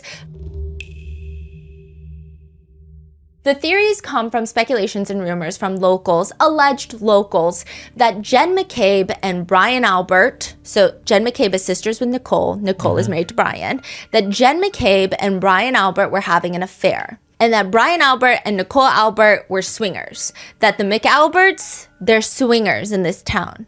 That's what they're saying. The most interesting part of this theory that netizens grasp onto that makes the most sense is Karen asked John when they get to 34 Fairview, "Can you go inside and make sure we're welcome?" Which is kind of a weird thing to ask. Some netizens will interpret this differently as, ooh, Karen got bad vibes from these people from the get-go. Like she doesn't know if they like John or not. That's some interpretation. Others say, you don't think that's strange? Why would she ask him to go inside to make sure that they're welcome? Well, the theory is that Karen and John kind of knew that the Alberts were a swinging house. She didn't want to be a swinger. So she asks John to go in there and make sure that they're not swinging because she doesn't want to go in and do that. That's not what she wants to do. He goes inside and he doesn't come back out. And he doesn't pick up her calls. And so she starts leaving these very angry voicemails because she believes he's in there doing some swinger stuff. Doing stuff that he shouldn't be doing because why else, these conspiracy theorists are wondering, why else would she call him at 1 a.m. calling him a pervert? Yeah, it's 1 in the morning, I'm with your niece and nephew, you pervert. You're pervert! Because it's a very specific thing. Some people were trying to think, oh, maybe she thought he walked 2 doors down to Bella's mom's house because he was dating Bella's mom at one point. But that's not a pervert. That's a cheater. That's someone that's messed up. That's not a pervert. A pervert is so specific. So this theory is kind of built upon the text pervert. Angry voicemails of pervert, the weirdness of like, why would she send him in there to go see if they're welcome? And also, a lot of locals have come out anonymously online. So take it with a grain of salt. We can't confirm any of this, that these people are swingers. Okay. But isn't like are the kids at home too? Brian Albert Jr.? Yes, but Karen didn't know that. Okay. So Karen's like, go in and make Okay, sure they're okay. not swinging. Gotcha. Right? The theory, though, is how did the death occur then? Because he would walk in, they're not swinging. What then? The theory is that John walks in and Brian Higgins is demanding he go get Karen. Or maybe he's inciting John. He's drunk. He's like, hey, guess what Karen texted me? And Brian Albert's egging it on. They're having this little moment of like, haha, John O'Keefe. A fight breaks out, one punch, and John ends up dead. They start panicking. Karen thinks he's in there doing sexual things. She drives off. She's pissed off. She's leaving voicemails. And there are plans now put into place of what they should do. Which, why don't they just report it then, right? I mean, it's clearly not a premeditated, intentional killing. They know that someone's going to get jail time. These are all cops. I don't think they're going to have a good time in jail. And two, netizens believe that this group is very image oriented. They don't want the whole town to know that this is a swingers gone wrong party, which is a crazy way to phrase things, but that is theory number 1, swingers. Theory 2, the Bryans, Brian Albert and his bestie Brian Higgins, are ready for a fight. They had just driven down from New York together, and ATF Brian is telling Brian Albert about his text message flirting with Karen. Brian Albert is riling him up. He's like, you need to confront John about what his woman is doing. Like, that's the way that this man talks, okay? I watched Boston's Finest, okay? And this guy likes to call everybody females. That's the vibe it gives. And he's saying, you gotta man-to-man, say something to him. These are all fictional in our minds conversations. We don't know if any of this is true. And he's like, end this once and for all, which is why Brian is texting John asking if he's coming. John walks in, a confrontation ensues between Brian Higgins and John O'Keefe, where again, John ends up with a fatal head injury, and now everyone's freaking out. Theory number 3, Colin Albert Bloody Knuckles. Colin, 17-year-old high schooler, very arrogant, little weasel. I mean, propensity for getting into fistfights. He gets into an altercation, probably over nothing, with John O'Keefe, punches him, causing the fatal head injury.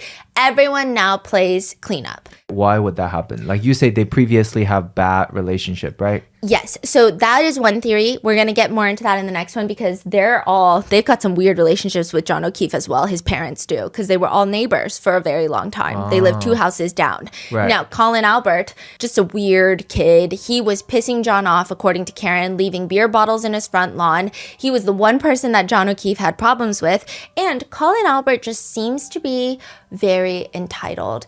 He gives me Nepo baby vibes, although I don't know how wealthy the McAlberts are. But Chris run the town. Exactly. So That's the energy that he has. I also feel like he's the type to bully smaller ranking cops because he's got the big boy cops on his side, and I think that he strikes me as the type to think that that would be cool.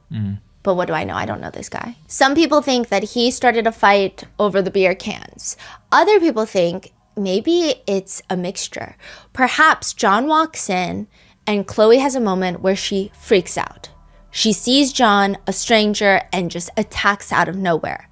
And John is doing everything he can to get Chloe off of him because would you not do the same thing as well? And Colin sees this and he's mad. Why? I don't know if he particularly is a dog lover or an animal lover, but I think that he is maybe someone that looks for an opportunity to fight based off of his multiple instances of injured knuckles. And he decides that he's going to punch John, use this as an excuse to punch him to get him to stop, but that punch ends up being fatal. So that is theory 3. Colin, unpredictable, bloody knuckles. There is another theory involving Colin, but it's involving Colin and almost this entire wall of people. This theory is going to make more sense in the next episode, but it is believed that Colin was engaged in some nefarious after-school activities. That's the rumor. These are all speculations. These are conspiracies that Colin is selling drugs. There are depths to this theory. Some people think that it's just Colin selling drugs to high school kids. Others think it's a whole enterprise. So Chris and Julie Albert, they own a pizza shop. Okay. And everyone says the food is really bad. And they say, I don't know how they stay in business. And people say, maybe because they're not selling food. And it would be very easy, theoretically, for Kevin Albert, Brian Albert, to get access to confiscated drugs. And maybe it is being resold. Why is this a theory? Because right before John O'Keefe's passing, he reports to his superiors that he knew of some drug activity in his neighborhood in Canton. It's actually going to get a lot darker because do you know who invited John O'Keefe to the Waterfall Bar that night? Chris Albert. Prior to this, they were neighbors for many years. Oh, they hate each other, right? Chris Albert didn't even have John O'Keefe's number for a very long time. Suddenly, he invites him to the waterfall.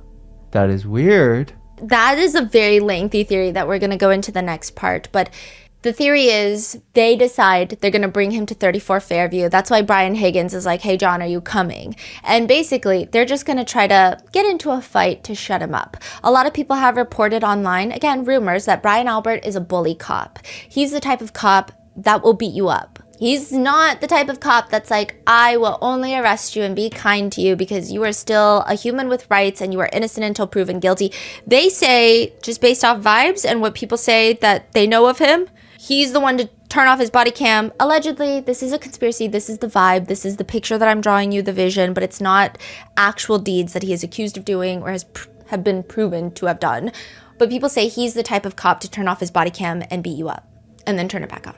So they decide John's going to come over and we're just going to tussle him up so he knows not to mess with it. Not to talk about it, not to investigate further because it's none of your business. And that is theory number 4. So with those 4 main theories in mind, let's see what everyone in the house has to say about that night. Brian Higgins says on the 28th, so this is the day of the blizzard party before midnight, the day before John is found deceased. ATF Brian and Brian Albert go to New York City to attend the funeral of an officer who was killed in the line of duty. Now, the original plan was for everybody to stay in New York for a while to pay their respects, but because the blizzard is expected to hit, ATF Brian is like, I am not going to get stuck in New York City. I'm going to drive down to Canton today, Friday night. Brian Albert and Kevin Albert, Canton police officer, detective, brother of Brian Albert, they're both in New York and they ask ATF Brian, we flew here, can we catch a ride with you? Because we also don't want to be stuck in New York. So they drive back, they grab dinner together. This drive is like 4 hours, by the way. And that is why a lot of people are like, you're telling me, ATF Brian, you didn't tell Brian Albert about your text messages with Karen? And they don't give me, I mean, you know, based off of everything we've seen about these two men, they seem like the type to share all these types of things with each other. Yeah, seems like they've been talking a lot of stuff. Yeah. They all drive back down, grab dinner together, where ATF Brian has a few drinks with his favorite Jameson and ginger, and eventually they end up at the Waterfall Bar. Now, to be very precise, ATF Brian initially just went to the hillside for dinner with Brian Albert. Brian Albert is like, I'm going to go meet my wife, Nicole, at the Waterfall Bar. I think our daughter, Caitlin, is also there. So bye. ATF Brian is like, okay, bye.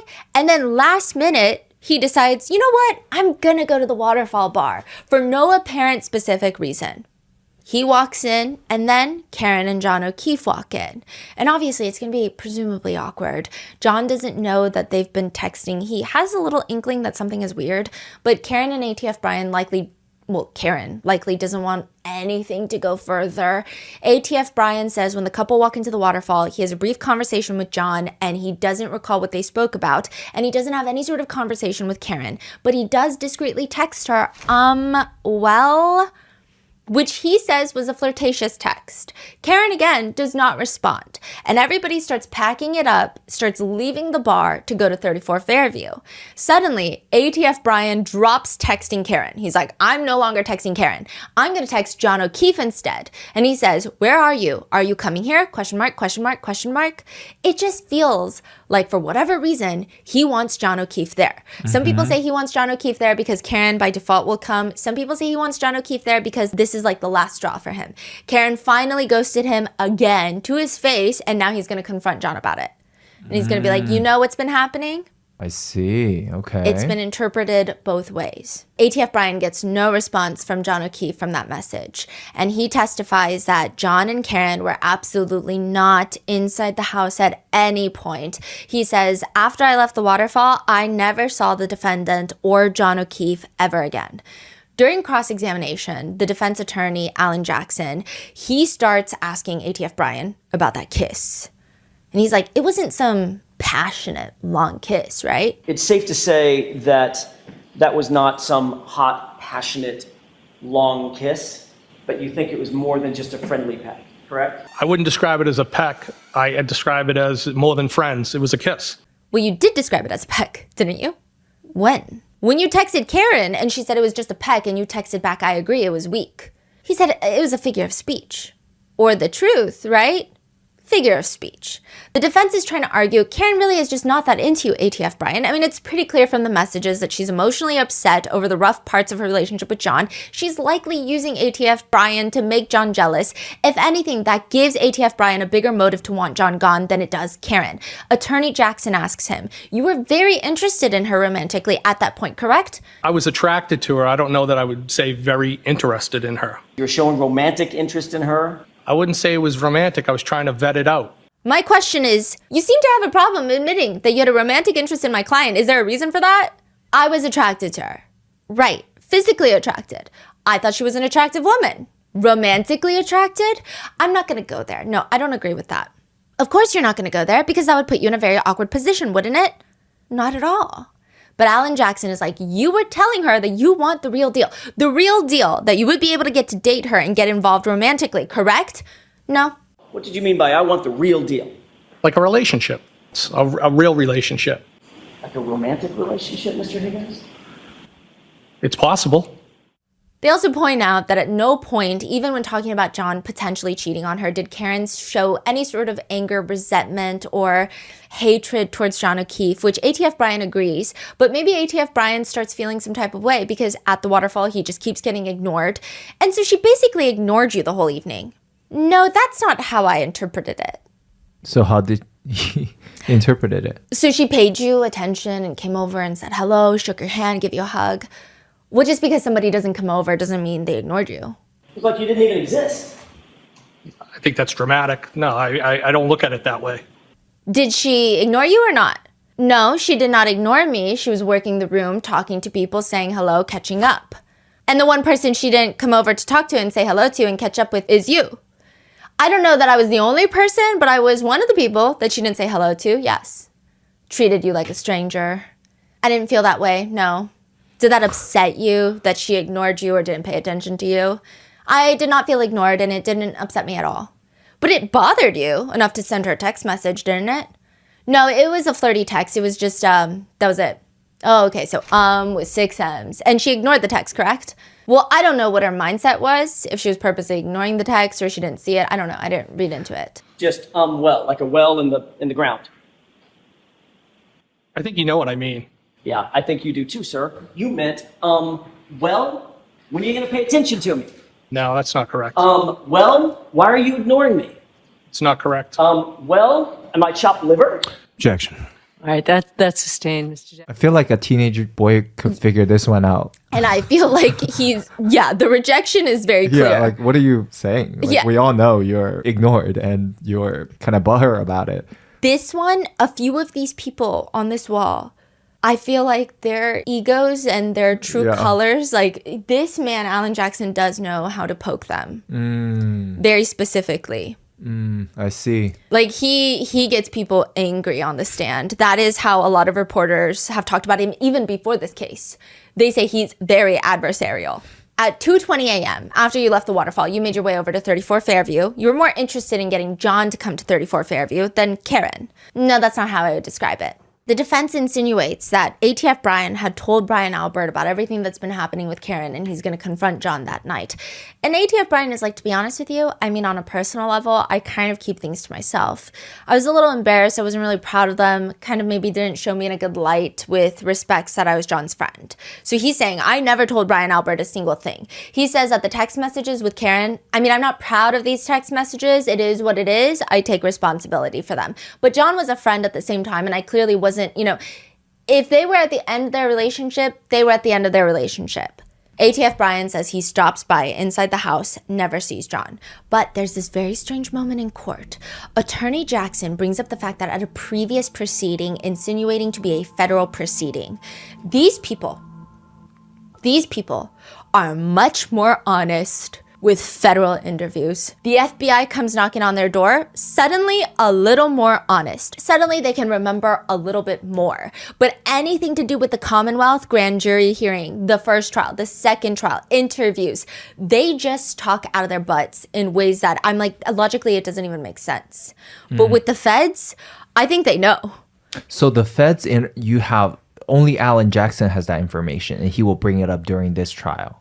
The Commonwealth has that information, but they don't want to bring it up. Right. So Alan Jackson is impeaching them with this information. So he's bringing it up during cross-examination. And he says, didn't you at a previous proceeding, you stated that you saw a tall, dark-haired male enter the Albert house that night? I believe that was in reference to somebody's brother in a pickup.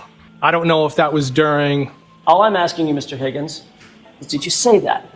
Did you say the tall, dark-haired male entered the house while you were there? I said they might have. Did you say they might have? Yes. Attorney Jackson reads him the previous statement, which Higgins is asked. The male showed up where? You answered, showed up at the house. I think he was there very briefly. I was half paying attention to it. You were then asked, did that male come inside the house? You answered, I believe he did. Do you remember that? Yes. So did the male come into the house that night? No, I said I believe he did. I wasn't sure. You said that you only remember seeing that person come in briefly, and it looked like he was having a conversation with two girls briefly, correct? Yes. You were asked how long was the person in there roughly, and you said it was quick, less than a couple of minutes, and then you were asked what he looked like, and you said, I feel like they were a little bit taller and had dark hair. Side note, there are two ways this has been interpreted. This tall, dark-haired male could fit John O'Keefe's description, but other than that, there's no name, there's nothing. But Higgins knows what John O'Keefe looks like. Why would he say it like this? Because Higgins is a federal agent. Maybe he knows what happens when you lie to the feds about something really bad. Perhaps he's using this as a seed to plant an out for him, to say, well, I didn't really look fully, I was drunk, I wasn't paying attention. I did tell you, remember I told you that I might have seen someone come into the house. I clearly didn't think it was John because I was so drunk, I was out of it. But I told you I remembered someone coming in, so I'm not lying to you. Others think, no, he's covering his ass because Colin, every single person testifies that Colin leaves before Karen's car even shows up anywhere. Colin leaves before half the senior adults get here. He leaves right when Brian Albert walks in through the door and he's the first person to get there. So there's no way Colin and John O'Keefe, Karen Reed overlap. But maybe Brian Higgins is like, I know that's not true and I can't lie to the feds. So this is his way of saying, well, Colin was there. Colin was there later than everyone is saying he was there. Because technically, Colin and Brian Higgins should not have crossed paths. He should have left the house before Brian Higgins even got there. Is that the only people who fits the description? Like, there's no other tall, black hair? Really? I mean, those are the only two that fit the description in a way that would make sense. So these are what the netizens are theorizing. Oh, okay. Now, this could be him covering for himself to say, well, I didn't see John O'Keefe there, but I guess I saw him, I was just drunk. Or to not perjure himself on the stand and say that, oh, I didn't see Colin, he left before I got there. So exactly how many people is in the house? When everybody is at the waterfall. When everyone's at the waterfall, okay. You've got birthday Brian Albert Jr. I have these little house Post-its, okay? Because I was like, I like it. These are going to come in handy. I love it. Brian Albert Jr. His friend, Julie. His other friend, Sarah Levinson. Okay. These three are in the house. That's it. There were a few other girls, but they left. And They are now saying Colin was also there. The whole time with Brian Albert Jr.? Yes. He only came for like 40 minutes, they say, but he was there before. Wait, so Colin Albert is friends with Brian Albert? They're cousins. Yeah, they're Alberts. Yeah, they're I'm sorry. cousins. Yeah. So they're cousins. Interesting. And then the first people to get back in one car is Brian Albert, Nicole Albert. Nicole Albert. At like, what, 12 something? Yes. And Caitlin Albert, their daughter. Right, okay. So these three come back in one car from the Waterfall bar. And then Colin leaves. Why did he leave so early? He says he has a curfew. We're going to get into Curfew? that. There's text messages that are so unhinged. So then Colin leaves. At what time? 12? He says 12:10 a.m. exactly. Does he recall anything else from that, That night? is crazy. No. But every single person recalls he left at 12:10. Wow. So then Brian Higgins walks in. Okay. Colin is left, Brian Higgins walks in. Jennifer McCabe walks in with her husband, Matthew McCabe. Yes. And obviously Okay, Chloe's Chloe, in the right, house. right. Now, these are all the people that are inside That's the house. not a lot of people. No. How do you not remember? Okay, so there's, let me see, 1, 2, 3, 4, 5. 5 adults, like 5 older, and then 1, 2, 3, 4, 4 younger crowd. Like, there's barely anyone in the house. Yeah. I mean, okay, so I'm going to get there when I get there because there are outside people now. Okay. So these are all the people. When asked about if he said that to the feds about the dark-haired, tall guy, he doesn't remember. Brian Higgins doesn't remember a lot of things during his testimony. All he remembers about being in that house was he just stayed for a little bit because, well, he saw Birthday Brian flanked by 2 females. That's how he says it. He just keeps using this type of verbiage over and over again. And at one point, ATF Brian and Brian Albert leave the kitchen area and they go upstairs to look at Brian Albert's other son's photos. So Brian Albert is like, hey, my other son, who's not on this wall, is in the Marines. You want to see Okay. pictures of him in the Marines? So they go upstairs. Problem. ATF Brian previously testified that he had never been upstairs in the Albert household. Did you go anywhere else within the home beyond what you've described as far as the kitchen and the living room? No. Did you go upstairs at any time? No. But they went upstairs to go look at the photos. There's 3 floors in the Albert residence. ATF Brian testified previously that he's never been to the very top floor, which means you just have the main floor and the basement. So if you go upstairs to look at photos, where are the photos? Okay, so are we saying that they were downstairs in the basement? Where a lot of people theorize John O'Keefe was killed. So they're downstairs in the basement and they went upstairs to go look at photos. It's just another thing that is very, very strange, right? It doesn't make any sense. ATF Brian also states that he leaves the Albert residence sometime around 12:20, 1 a.m. He says that he knew he was going to leave pretty early, even before coming, because he's not a big beer drinker, and all they have are White Claws and beers. So he's like, I need my Jameson and ginger. He's like obsessed with that combination. He claims he's one of the very first people to leave, and he just wants to go home. Except he doesn't go home. He goes straight to the Canton Police Department. ATF Brian works out of the Canton Police Department. He has an office there because the chief of the Canton Police, Berkowitz, is his bestie. During a celebration party for Chief Berkowitz, ATF Brian got up with a glass of champagne to give a toast and allegedly said, if you want to hide a body, Kenny Berkowitz is your man. Brian Higgins says, That relationship was through Chief Berkowitz, born through a tragedy. When my sister passed away, we became friends, and he offered up the space because I had also moved there. So it was close. It was a jumping off point. Brian Higgins' sister passed away? yeah. And then he was like, hey, since you're moving to Canton, do you just want an office inside of my police station? You want to know something else that's crazy? I keep wanting to save some crazy things, but these two seem close, right? Brian Higgins and Brian Albert seem close, right? Besties, yeah. But Brian Higgins, ATF Brian, and Chief Berkowitz are actually much closer. And ATF Brian stated that Chief Berkowitz says even he is scared of Brian Albert. Brian Albert's a scary guy. How did we find out about that? He said that to somebody else.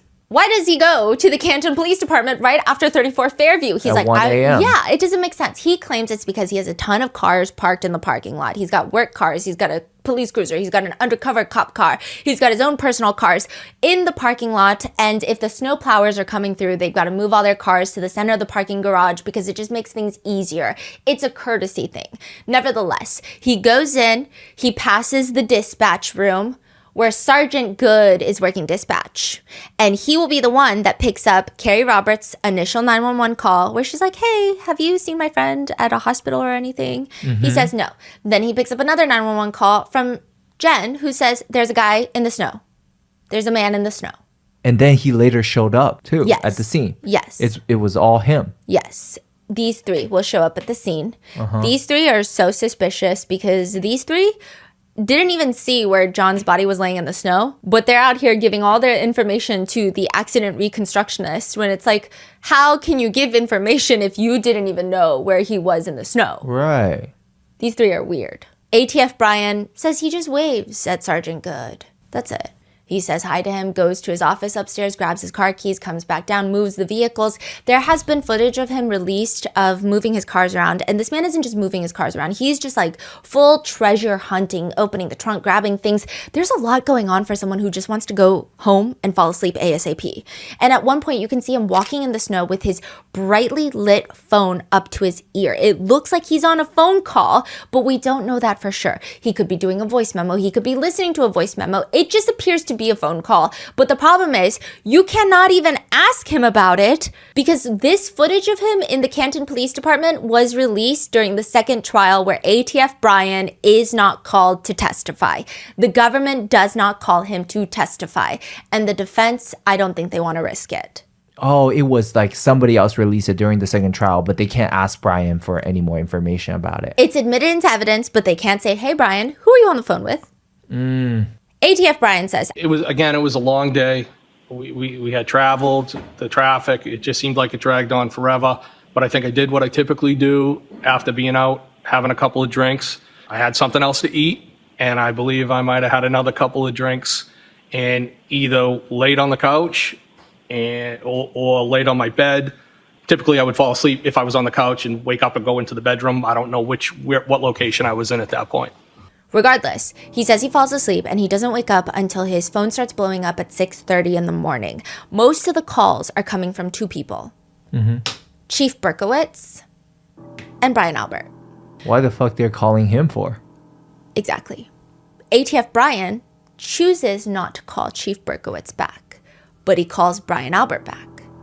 Chief Berkowitz is his bestie, Yeah. but he calls Brian Albert back. Yeah. And his reasoning for this is, well, Chief Berkowitz is an early riser, and typically when he's working that day, we had a friendship where we would just kind of check on each other in the mornings. We would just call in the mornings. So I just Okay. kind of blew it off, like, you know, why are you calling me this early? But when I saw Brian Albert calling me, that kind of caused some concern. So he's like, it's not that I knew Brian Albert had something to tell me. It's that he just doesn't wake up early.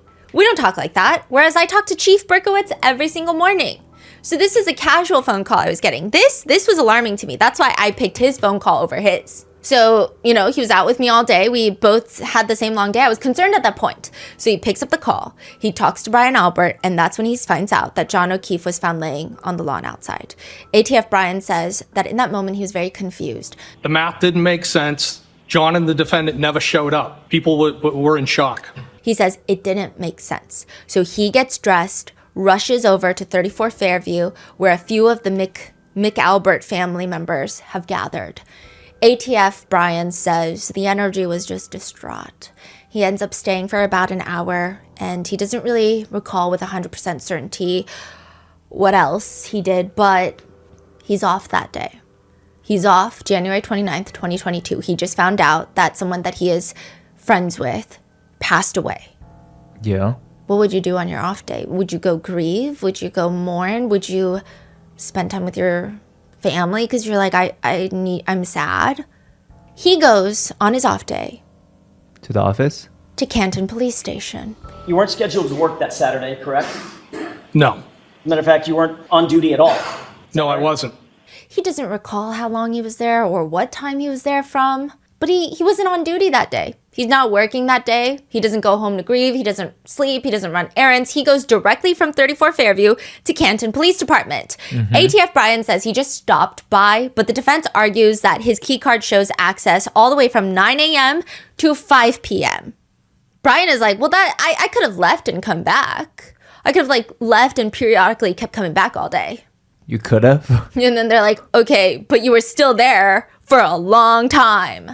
At that point, ATF Brian meets with some of the state troopers that have now just been assigned to the case. Trooper Proctor and Trooper Buchanek, both of whom he knows.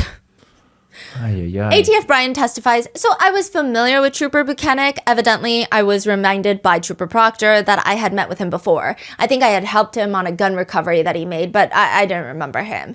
He says that he's not close with either of them. I had seen Trooper Buchanek on a number of occasions at a local gym. I had seen him one time at the Hillside. I think he might have been with his child after a sporting event. I think I said hello, I bought him a drink. ATF Brian says, I wouldn't classify that as socializing, more being friendly. And that's that. Nothing else of particular value has been noted by the Honorable Brian Higgins. Also, ATF Brian testifies that he knows the name of Colin Albert. He knows that he's one of Chris Albert's sons. However, if Colin Albert were to walk into the courtroom today, he would have not a single clue that that is Colin Albert. ATF Brian testifies that he does not know what Colin Albert looks like. I know the name, and I know that he is one of the sons of Chris Albert. Are you familiar with what he looks like? If he walked in here right now, I wouldn't know. And he just feels the need to throw that out there. A lot of people just don't like his testimony. Everything boils down to, if I did that, if I knew that, I would have done that. With one netizen writing, they kill me. These witnesses kill me when they act like they don't understand the questions. Then you have Brian Albert, the homeowner. Homeowner Brian. Brian Albert is sitting on the witness stand, dressed like a defendant, white collared shirt, tie, sweater jacket on top. We're making a comeback here. Brian Albert retained counsel, which is not a bad thing to do. It is crazy how attorneys will make people look bad for hiring attorneys. And I'm like, you are also an attorney. I don't understand. But it is odd in the sense that Brian Albert cannot tell you anything about this attorney. I'm not talking privileged conversations. I'm talking Brian Albert does not recall, does not remember the date, even the month, even the season, even the year in which he hired this attorney. Why? Is he just trying to play like, I don't recall? Yeah, but I think he's also trying to be like, if it's too early on, that looks suspicious. Ah, I see. Like even those information that's like so harmless, he's like, I'm just not gonna say anything. Yeah, I don't know. I don't recall. Do you have amnesia? He also conveniently forgets that he talked to the prosecution even just a few hours ago. The direct examination of Brian Albert is exactly what you expect. He testifies that he comes to the house, he lets Chloe out from upstairs, goes outside to use the restroom, hangs out a little bit in the kitchen, Chloe does, and then Brian sends Chloe back upstairs to go to sleep in their master bedroom.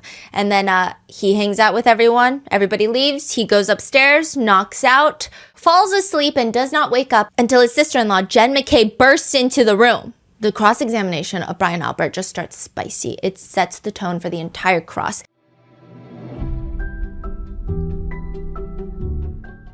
It's late, you're cozy in bed, you are scrolling through that saved shopping cart that you have been eyeing all week long, and you finally decide you're going to treat yourself until you realize that you go to checkout and your credit card is sitting in your wallet, which is on the kitchen counter, and it might as well be on the other side of the planet at this point.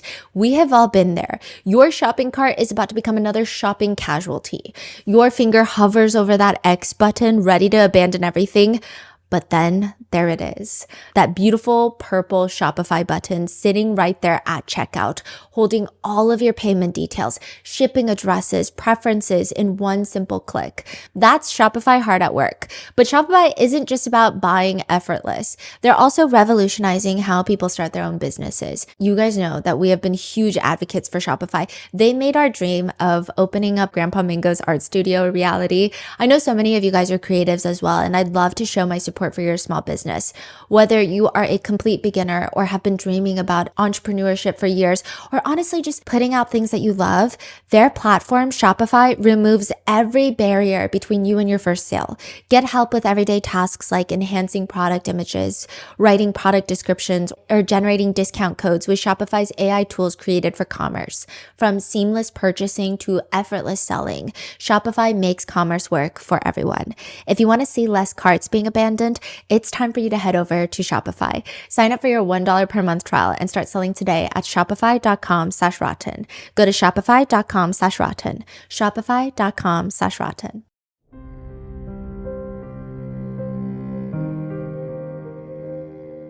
You know that feeling? You're like walking through your house at night, you're turning off the last light, checking the final lock, and in that quiet moment, you just want to know, okay, is my family actually completely safe?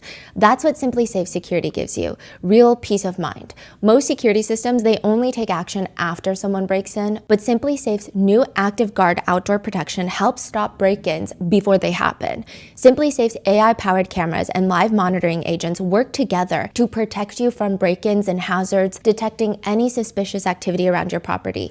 In less than 30 seconds, an agent can access and react based on the situation. Agents can speak, sound the siren, trigger the spotlights, and proactively deter crime before it even starts.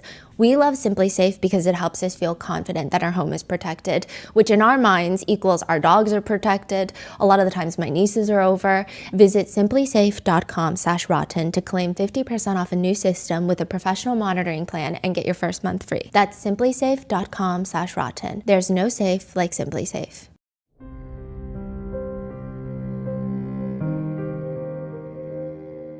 Alan Jackson starts off by asking Brian Albert, how many times he's testified before. Because he's a cop, it's probably around 100 times. Cops testify in trials. When was the last time you spoke to Mr. Lally before Friday when you began testifying? Before Friday, the last time I spoke to Mr. Lally was, I believe, on a conference call around the time of my grand jury testimony. Which would have been 2022? Yes. April of 2022. Yes. It's not uncommon for you to prep witnesses. This is a very normal thing. The government will call a witness and they will prep a witness. Yeah. They'll even do like mock cross-examinations of like, this is what the defense attorney is probably going to ask you. So let's see how you hold up. So you've not spoken with Mr. Lally since that time? I don't remember speaking with Mr. Lally since that time, no. What about anybody else from the district attorney's office? No. But Brian also goes on to say that he did watch a video of everybody at the Waterfall Bar to prep for this trial. That was back in April of 2022? No, that was for the prep for this trial. With whom did you prep with this trial for? Mr. Lally. I'm confused. I thought you had not spoken with Mr. Lally since April of 2022. Except for the prep for this trial, I had not. Okay, that was my question, Mr. Albert. Okay, I misunderstood your question. I apologize. Did you prep for this trial with Mr. Lally? Yes. When? Approximately a few weeks ago. Mr. Albert, about 45 seconds ago, I asked you, have you spoken with Mr. Lally before your testimony in this proceeding? And your answer was, no, I have not. Did you not understand my question? I did not. What was confusing about it? That's crazy. Meanwhile, you're a cop standing here playing dumb. Oh, I didn't understand your question. What was your question again? Repeat that. I didn't understand. I didn't even know I had a prep. Out of anyone, you know what the system is like. You know exactly what's going on. I was expecting you to ask if I had prepped with Mr. Lally. I didn't hear prep with Mr. Lally, so I didn't know what you were referring to. So when I said spoke with Mr. Lally, since I didn't say prep with Mr. Lally, your answer was no, I didn't speak with him. I just prepped with him. Yes. What's the difference between speaking and prepping?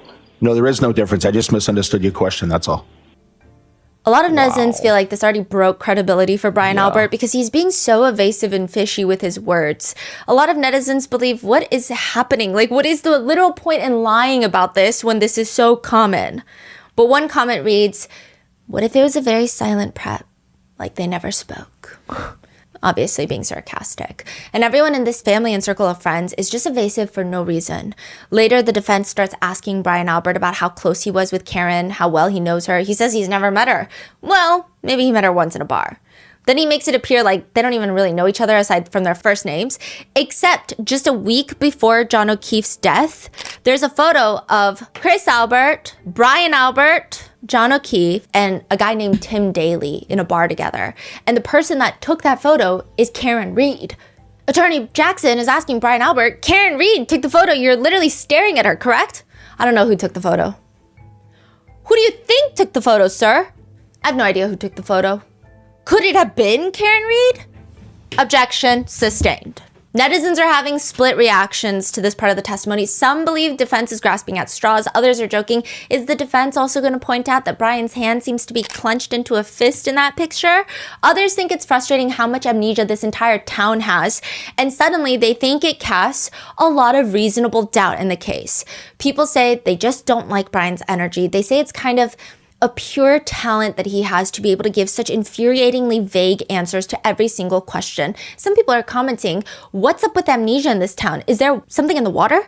Others, I think yes. their evasiveness is only make them look more sus. Yes. If you don't remember to just try your best to, I think whenever Karen Reed gets brought up, they try to distance so hard that it made it seem more shady. Just say, oh, I met her twice, 3 times, 4 times. Instead of like, I don't recall, maybe, I don't know her, I don't know. And they have to be evasive about everything. Yeah. And it's very weird for the jurors because these people, they seem to hate the defense, but the jurors don't. You're just being combative for no reason. I wonder if this strategy would have worked in like a traditional case that's not this high profile. I think so. You can get away with these things. You're like, well, that could be the case. Some people say, well, yeah, he's being evasive because every single question coming from the defense sounds accusatory. Of course, everyone's on edge. Some people are saying the defense team, they're so hostile. Maybe it's because, just like Brian Higgins, Brian Albert does something that pisses off the defense. He throws away his phone. He gets rid of his phone as well. Both the Bryans have now gotten rid of their phones. And they're cops. What exactly happened? Like the day after? What's going on? No, not even the... But then also like throwing away the phone is kind of dumb because there's a record of everything, right? So there is a cell record, but you don't have text message records. When you pull a lot of data, text messages are hard to pull from the service provider. You'll see who you're texting, but you won't get the exact messages. And the cell data will show incoming or outgoing call, right? And they'll give you duration. Yes. But it will not indicate if that duration went to voicemail, if that duration was on the phone. Okay, so Michael Proctor, the no nudes Michael Proctor. Yes. They pull his phone. Yes. They took his phone. The feds. But Brian Higgins and Brian Albert tossed the phone. And the timing of this is going to be crazy. Attorney Jackson asks Brian Albert, sir, you had an iPhone with the number ending in 0888 back in January 2022, did you not? Yes. Mr. Albert, you were notified by the Commonwealth that on September 23rd, 2022, a judge specifically ordered that you were to preserve that phone? I don't remember receiving that document, no. Subsequent to me upgrading my phone, I spoke with the DA's office. So after that, they told me via a phone call that was the case. So your testimony is that you never received a notice that I just read, but you did talk to the DA and he told you, Lally told you, that you were on notice that you were to preserve your phone. Was that the conversation, sir? So I don't have the exact date of the conversation. I'm not sure. Who did you talk to on the phone exactly? Was it Mr. Lally alone? Was it a conference call? It was a conference call. Brian says he believes other witnesses involved in this case were on the conference call being told the same thing. Can you name some of those witnesses for us? I believe it was Brian Higgins. I believe Jen McCabe, Matt McCabe, and maybe somebody else, but I can't recall. Did you volunteer that, oh my goodness, I just upgraded my phone last week. I don't have that phone anymore. No. You didn't say that to Mr. Lally? No. You just took the information that he gave you and hung up the phone and went about your business. Yes. Without notifying him that the very phone that he had just ordered you to preserve had just been destroyed days earlier. Destroyed? Destroyed. Well, that's what the defense is saying. Brian is saying... No, the phone wasn't destroyed. I upgraded the phone. The data was destroyed, sir. Correct? I did not destroy any data on any phone. Where's the phone? He doesn't have it. We don't know where it went? So the Brian Higgins, you're saying he tossed it into a military... Yes. Okay, are you gonna explain more on that or? Yes. Oh, okay. Now, Mr. Albert, I upgraded my phone. When you upgrade your phone, you know that the phone is set back to factory reset before your new phone is handed to you, correct? Happens every time. I don't know that. How many times have you upgraded your phone? Multiple times? Every single time you upgraded, you know that the phone prior, the data is destroyed on it, correct? So it seems like he's trading the phone in. You know that data is destroyed when you upgrade your phone, right?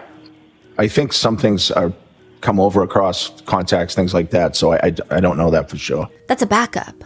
No, I don't think that's a backup, but okay.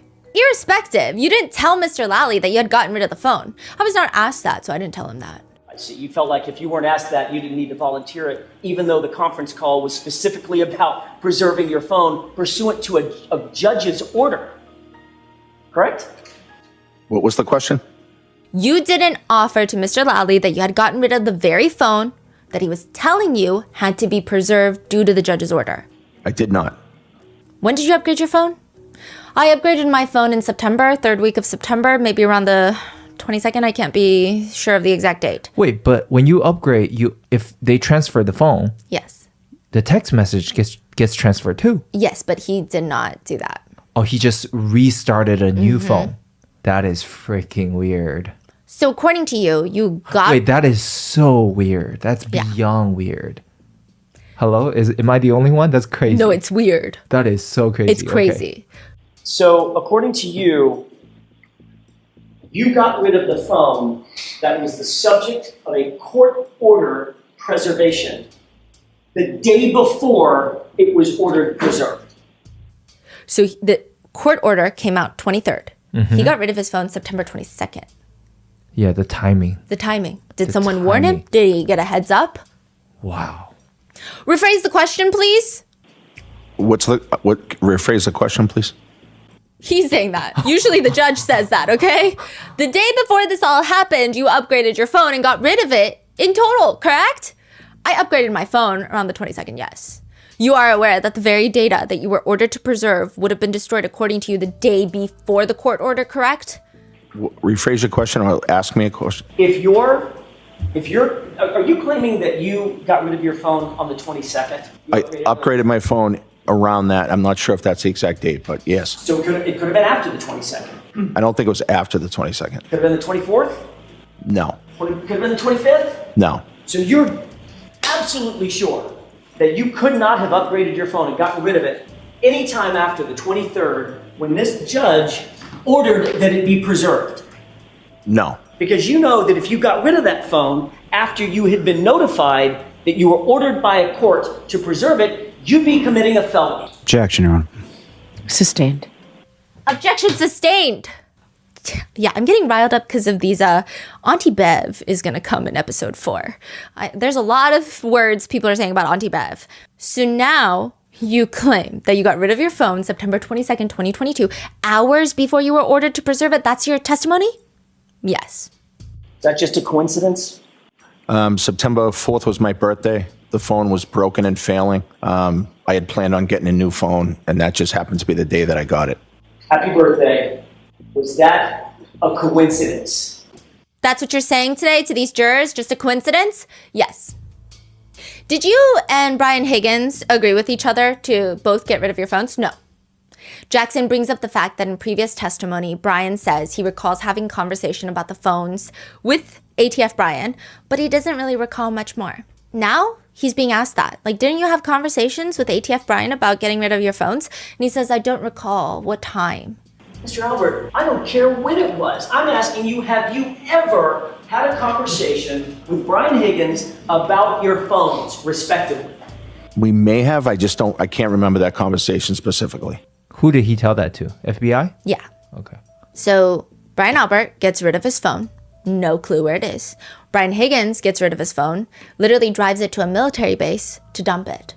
But then how do we have all these text messages between Brian Higgins, Karen Reed, Brian Higgins, and John O'Keefe? Well, Karen Reed's phone was taken. John O'Keefe's phone was taken. So is it just from their phones? No. Brian Higgins gives over those text messages. He uses a federal device to extract message threads. So a lot of feds, they have these machines where when the feds go through your phone, this is a huge thing. Not just the feds, any law enforcement officer, when they go through your phone, they don't actually go through your physical phone. They hook it up to a computer or a machine, and it's a mirrored image of your phone. Okay. This guy was going through Karen's phone physically looking for nudes. So that's like already bad. But Wait, what do you mean upload your phone to a cloud and then they can access everything? It's not like uploaded to a cloud. It's just connected to a device. I think it's so that everything is record it? tracked. Yeah. Like you don't just like scroll through someone's phone like that. Interesting. Okay. So he's just going through Karen's phone like that, which is already bad. And he's looking for nudes. You're saying he was going through Karen's phone without this official government monitor. Yes. He's just like browsing. Yeah. Wow. Now, Brian Higgins goes to one of these machines and you can extract certain data. And this is very important, especially with suspects who have attorneys, because there's like different panels as well. Sometimes if there's a lot of, and this was a problem with the Sean Combs case and it's very technical. Let's say I have a phone where I have tons of communication with my attorney on there about this specific case. Yeah. It gets turned over to the police. They immediately see tons of privileged information between myself and my counsel. Typically, they would send this phone to a third-party attorney who will take out all of the privileged information, give that back to me and my counsel, and then give the non-privileged information to the law enforcement agencies. But you're saying that's like the police have to follow this code of law and be ethical and not browsing, looking for nudes and looking for... Yeah, I mean, it's typically easier in the sense of like, it's easy to prove that you have lots of privileged communications. And then you would bring it up with the judge and it would become a whole ordeal, right? But I mean, they just be doing Still, whatever. yeah. Now, Brian Higgins goes to one of these machines and you can extract certain data. So like, that's the whole point. You can take certain data with its metadata. So you can take certain text threads with all the metadata. And that's it. You're not doing a copy of the entire phone. You're just selecting this specific text message thread between person A and person B. So Brian Higgins goes to this machine, gets 2 text message threads, one with Karen Reed and one with John O'Keefe, and he submits them himself to Buchanan, the state trooper. This is before his phone was destroyed or after? And then immediately after, he destroys his phone. What's his explanation? Because if he doesn't give these text messages, they're going to want his phone. Right. They're going to say, you're weird, you're sus, we need to go through your phone. So he's trying to get ahead of it, is what a lot of people believe. I'm not in Brian Higgins' mind, thankfully. I think I would not like it there. But he says, I thought it was important because I've had communications with both of them and I wanted to be fully transparent. He says he was never asked for these. He voluntarily gave them over to the state troopers.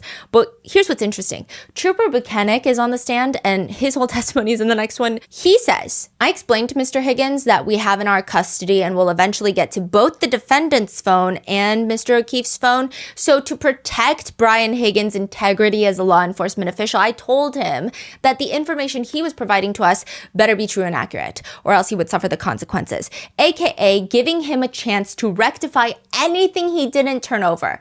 Basically, he's saying, hey, we're going to go through the text messages soon. They got to match up to what we have in their phones. Okay? Wink, wink. Yeah. Because I want to protect, what did he say? Protect the his integrity as a law enforcement official. ATF Brian is asked during the cross-examination, you would agree that searching electronic devices and phones is an incredibly important investigative tool that modern investigators use, correct? I've utilized phone data during the course of my investigations at times, yes. Okay. You've probably even written search warrants for them, right? Things of that nature, right? Yes. So how do you get rid of information on your cell phone? You could wipe your phone. Factory reset. So that might be one avenue. You could break the SIM card in half or snap it. It could, yes. That's exactly what he does. He breaks it in half and gets rid of it. He says, it was beaten, it was broken up already. I already had a new phone and the only explanation is I threw it away. That's it. Later he says, I had a target of an investigation I was working with.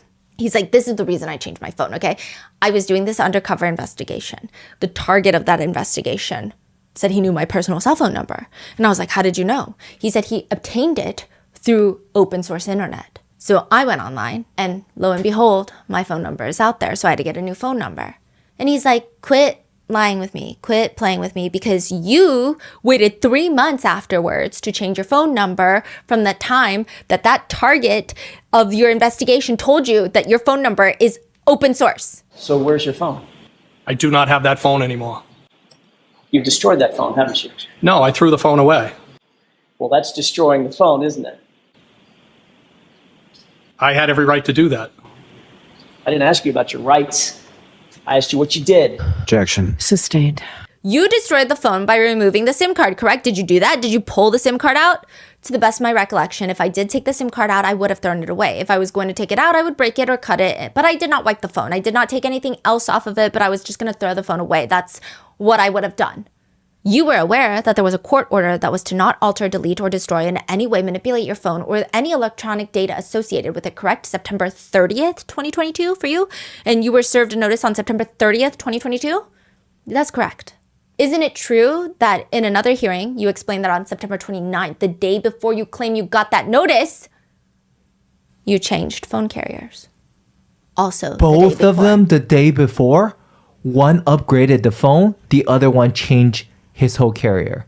But like, how did they find out about this? So the timing is suspicious, which means potentially they have some sort of connection with the inside. And it makes me feel like if the FBI wasn't involved in this case, I don't know if, they will win this case because, the Campton, Boston, Massachusetts, the judge, DA, everyone's like the same team. Allegedly. I also think him getting on this case, because regardless of what you think of Alan Jackson and his previous current clients, he is a big name. I think that did bring a lot more attention as well. And I think it brought a lot of pressure because he's not just someone that's going to walk in and be like, oh, everything's weird. Let me just clock in, clock out. I mean, not that David Yannetti or any of the other defense teams were, but he's pretty nationally known. It is weird that Higgins just turns in these text messages and the state troopers don't look further into ATF Brian. In any other case, any other situation, a very strong motive that cops love going after is the jealousy motive. But Trooper Buchanan, one of the state investigators, he's asked during his trial, he explains the messages as, no, these were, friendly communications. I don't want to put a label on it. They were communication between acquaintances or people that know each other. He's asked if the texts were flirtatious, to which he says, as far as flirtatious, I would have to take a look at the content of it for certain terms that would support that label. And the defense is like, okay, sure, here you go. They give him a pile of text messages between Brian Higgins and Karen Read. Play stupid games, win stupid prizes. Now he's reading through it, and many netizens argue Buchanan is stupid. He's also incredibly committed to his role in all of this because after reading these text messages with a straight face, he is asked, Would you consider those text messages as you reviewed them when you received them from Brian Higgins as being flirtatious or romantic in nature? I would not categorize them to that extent. Certain parts of it might be, but the total conversation, if you want my opinion, I can provide you with it. He's asked to point out which parts. There are terms that I used. You're hot, witty, stuff like that. Talking about banging and hooking up. What word would you use to describe them if not flirtatious? My opinion is that it's a angry girlfriend trying to set up a hookup. What does that even mean? As a reasonable objective investigator, is there a possible scenario for Brian Higgins to be jealous about John O'Keefe? There is a possibility there, but I didn't see it based off the totality of the evidence. The length these people will go to cover each other. Yeah. When the whole nation is looking at them like, why are you doing this? You look so dumb right now. Yeah, his nickname on the internet is Officer Bukkake. And it's going to become a thing because one of these witnesses goes on the stand. It's in the next episode. And she's like, I forget his name. I think Officer Bukkake. This is not real. None of this is real, but it's very real and it makes me very depressed. There is a clip from the Waterfall Bar that the defense wants everybody to watch. And it is of Brian Albert and ATF Brian pretending to throw punches at each other. They're like play fighting. I don't know why they're doing this. They're acting like high school football players. Some say they're acting like they're play fighting. Others saying they look like they're practicing fighting. These are the men that fight invisible ops. They're just like boxing the air at all hours of the day. Brian Albert seems like the mentor. There is CCTV footage where they're squatting, they're doing like punching stances, they're like air punching. At one point, Brian Albert throws ATF Brian in a bear hug. I mean, without context, it just looks like they're dry humping. But then ATF Brian pretends to push a knee into his stomach. It's just a lot.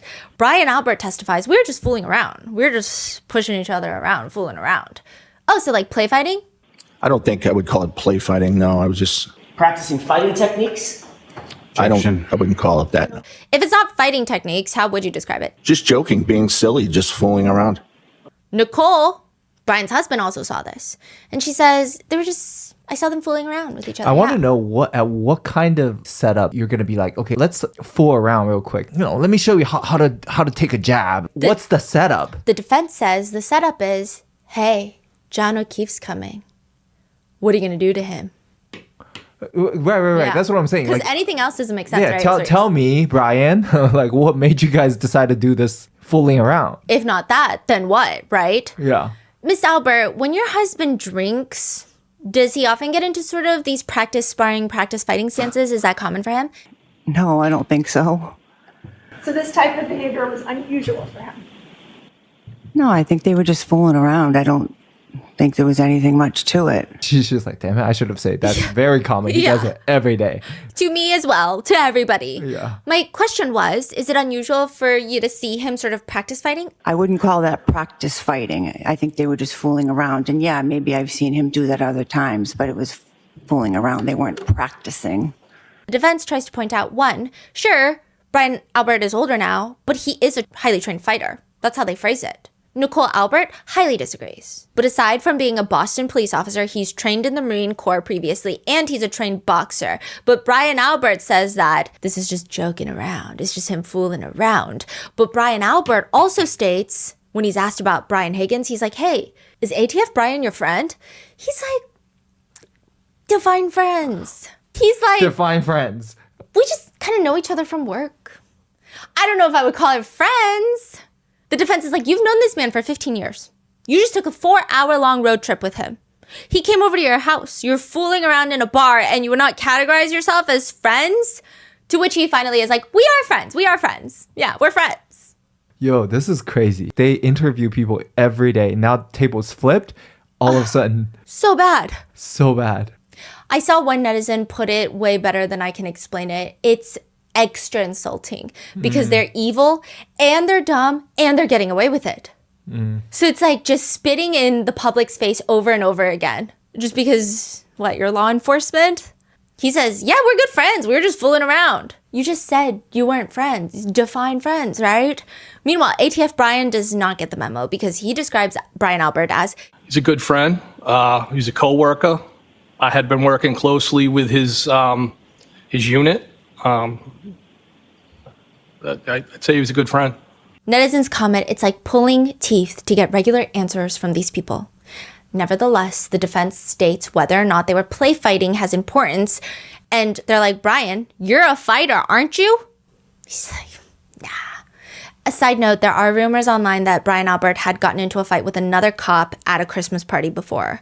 It seems like he has a propensity for fighting, as well as this one. Colin Albert. ATF Brian had allegedly told the feds again that Chief Berkowitz is also scared of Brian Albert. So maybe he is a fighter, but he really tries to downplay this during the trial to the point where Attorney Jackson tries to break it down. What was your job title in January 2022? Sergeant Detective. That means you not only respond to incidents, you actually conduct investigations as a detective, correct? Yes, primarily fugitive investigations. You have additional training in order to hold the title and hold the position as a detective, is that right? Yes. Not just regular patrol officer, you have to have special training to get the rank of detective, is that right? Yes. As a sergeant detective, that's above a regular detective indeed, because you're supervising detectives, is that right? Yes. You're also trained in techniques, obviously any detective would be trained in techniques that culprits might use or suspects might use cover up crimes to thwart investigations, correct? No. So in all your training, 30 years of a Boston police officer and a sergeant detective, you don't have any training in, I don't know, what techniques criminals might use to cover up their conduct? No, I've never gone to a training for criminals to cover up conduct, no. He also downplays all of his physical training. He acts like he's just a patrol officer. Not that anything's wrong with the patrol officer, but he's just like, I'm not that fit. I'm not that strong. I'm not a big guy. I'm weak. I'm dainty and frail. In the reality show Boston's Finest in episode 3, there's a whole thirst trap level boxing segment of Brian Albert just going at it at the boxing gym. And it's a voiceover of him saying, you have to have undercover police officers actually going out, posing as buyers and making drug buys. It's dangerous work. Anything can happen. And he's like double fisting a small punching bag. He clearly knows what he's doing. And again, netizens think, why does he have to be so evasive? You would imagine that a lot of these law enforcement officers are somewhat physically trained. One comment reads, if you look very closely, their noses are growing. Others say, come on, this is so bad. He can't even remember what he talked about an hour ago. Some say Brian Albert is like a slippery snake. Others say Karen Read should get the max penalty for putting these people through all of this. This is awful. Maybe he knows that being suspicious will not be charged. Yeah. But if he says anything, then he's cooked. Yeah. And I do think that it's extra cautious because the feds. And in the reality show, Brian Albert even says, it's very rewarding when someone commits a crime or they hurt somebody and you're the person that actually catches them. It's probably one of the best things you can do. At the end of the show, Boston's Finest, they end with a voiceover and it says, the decision to become a police officer is never an easy one. But for these men and women of the Boston Police Department, in the end, it was the only decision they could make. Some joined the force to protect the streets where they grew up, some to say thanks to the new city that welcomed them in. Every day, they take to the streets without fail, carrying with them the love they have for their families, the memories of the friends they've lost, all their hopes, all their fears. They do it. They do it for the city of Boston. That was Brian talking? No. Oh, narrator. okay. With September 4th, 2023, before the first trial for Karen Read, Brian Albert is no longer doing that because he retires from Boston Police Department. Okay. Nicole Albert, Brian's wife, fellow homeowner of 34 Fairview Road, testifies. This is Jen McCabe's sister. She's also a part-time lunch lady. That's how she calls it. During direct, she says, John came into the waterfall. She doesn't really know John O'Keefe. She says, I didn't know him that well. I think I had only met him once, maybe twice through my sister. Brief interaction. I think when he first walked in, actually, I didn't recognize him. I think I said to someone, oh, who's that? Because they were kind of walking towards our table. And they said, oh, it's John O'Keefe. I said, oh, I had never met Karen and I'd only met John once or twice. It's interesting because your husband is on the same police department as John O'Keefe. But she says, no, I don't believe he ever worked with my husband. I don't believe they ever crossed paths at work. And to be fair, Boston Police Department is about 3,000 officers. Wow. So it does seem feasible if they don't cross paths often. Now, Nicole says she doesn't have a single interaction with Karen. She says, I had none. I don't believe we spoke or we were introduced or anything. I don't think we spoke at all. In fact, Nicole states in her testimony she didn't even know that John and Karen were coming over. The rest of the evening, they go home. It's relatively normal. Nicole says that she just started cleaning the kitchen when she got home. And everybody left. She stayed cleaning the kitchen a little more while her husband, Brian Albert, went upstairs to watch TV in bed. And Elizabeth Little is asking her, Miss Albert, what is the first thing you remember waking up to in the morning of January 29th? My sister bombing into my bedroom. Did you hear any fire trucks that morning? I did not. Did you hear any ambulances? I did not. You didn't see the flashing lights of emergency vehicles outside your bedroom window? I did not. My blinds were shut. My curtains were closed. I did not see anything. Nicole and Brian Albert will both report that Jen burst into their room hysterical.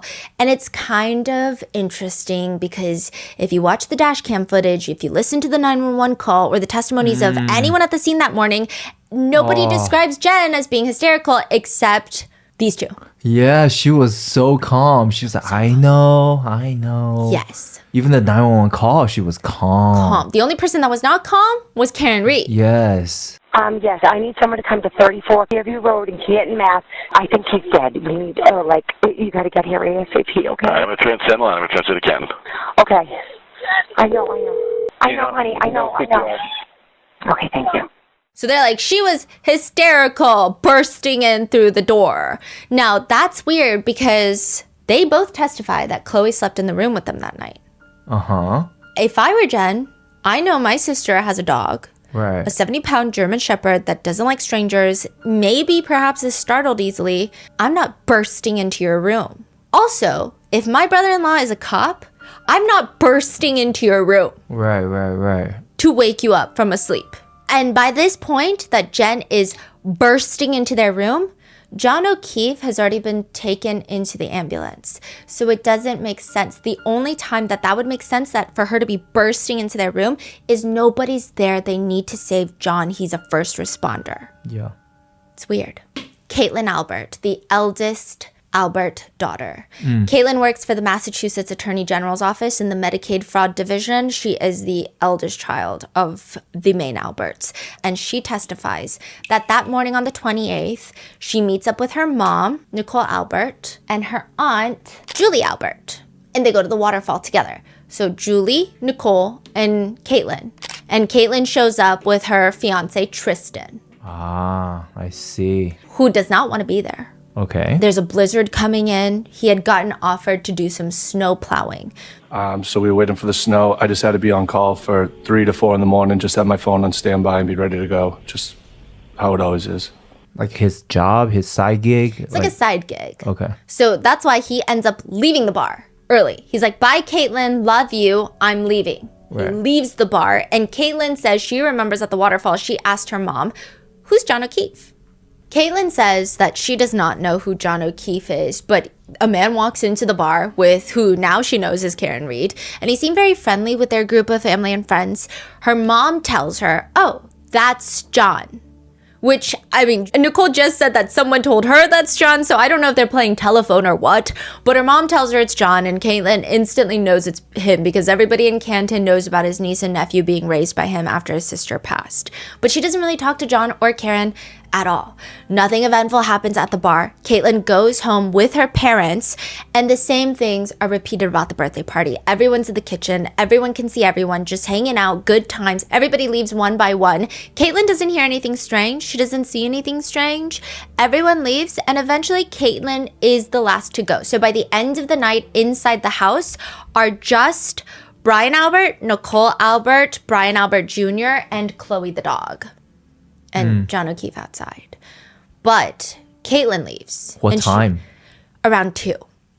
Huh. Her boyfriend Tristan comes to pick her up, which netizens think that's so weird because Tristan just left the waterfall because he has to wake up overnight to go plow the roads, but then he leaves the waterfall, leaves Caitlin there, and then Caitlin goes back home to 34 Fairview for like an hour and a half and then gets picked up. It's kind of... And they're, again, they didn't see anything. Nobody saw John O'Keefe outside. No. And at this point, it's not even really snowing, correct? Or No. barely? Barely snowing. Well, it's snowing, but the snow is just starting to accumulate. Like, you can still see grass, is what a lot of them testify. It's not like whiteout conditions until the next morning. Right. And how do all of them explain that? They just weren't looking. They weren't looking. They couldn't see it. It's dark outside, but they see lots of other things outside, such as tire tracks in the snow from Karen's car allegedly speeding up to hit John O'Keefe. Now, the defense starts into something else, though, when they start questioning Caitlin Albert. She's close friends with firefighter, paramedic, Katie McLaughlin. During the cross-examination, she's asked, who is Katie McLaughlin? And she responds, Katie McLaughlin is a girl who I'm the same age as. We went to high school together. We graduated the same year, and we have a couple mutual friends. We interact with some of the same people socially. I can't think of a time, possibly ever, where her and I ever hung out one-on-one or individually. So more of like a friend of a mutual friend. There is a lot of just explanation here, just non-stop. I mean, the defense is bringing up photos and she just has to keep repeating, this is like a mutual friend of a friend of a friend. And like, I barely know this girl. And then there's like pictures of them in small group settings at her dorm when she was in college. And then she's just like, I mean, just like a mutual friend, like a friend of a friend. And then even in these group photos, I would understand if it's one thing, if they're on the other side of this massive group photo every single time. But a lot of the times they're right next to each other. It just doesn't make sense. Like, it looks a little bit strange. And she keeps over-explaining that they just have mutual friends, which is fine if that's the only connection that she has. But Caitlin Albert is also pretty close with Michael Proctor's wife. She's not on here. She's going to be on here in the next one. Elizabeth Proctor. Okay, what's their relationship? Just friendly, friends. She says that when Michael Proctor starts interviewing her about this case, she doesn't tell him, hey, I'm friends with your wife or anything. Just nothing. It's the least of her concerns. Like, she doesn't care, right? And she really doesn't, because the defense have other things that they're harping on her about. Another strange thing is that Caitlin's mom, Nicole, testified previously before the grand jury that Caitlin left the Albert residence at around 12 midnight. She was one of the first people to leave. And now she's testifying that Caitlin was the very last person to leave. Same thing with Brian. The story changes. It's weird.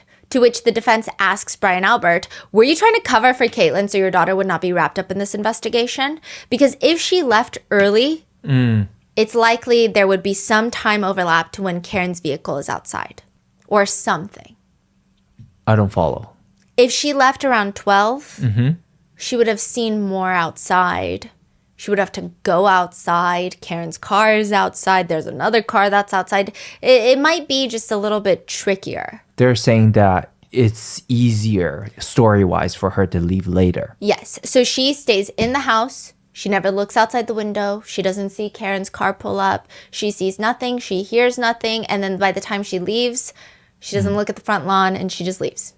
Okay. But I mean, regardless, just the changing of the story, what's going on? Netizens are like, it's not even the time change that's weird. Netizens believe that Caitlin Albert had every intention to sleep over at her parents' house. That's why Tristan goes home from the waterfall. And she's like, I'm just going to sleep over at my parents' house. And then something happens. So now she's like, okay, you got to come pick me up because I can't be here when the cops get here tomorrow or whenever they get here. That's the allegation. That's the theory. That's the suspicion. There are also speculations that she left the house that night with Chloe. That's why there's no barking, maybe? And Jen McCabe says she didn't see Chloe. That's true. You can easily hear a dog barking in the house. Easily. So where did Chloe go? Oh my God. And why would they not want Chloe there? Right. It doesn't make sense that Tristan Morris would just come pick her up. So he is also brought to the stand.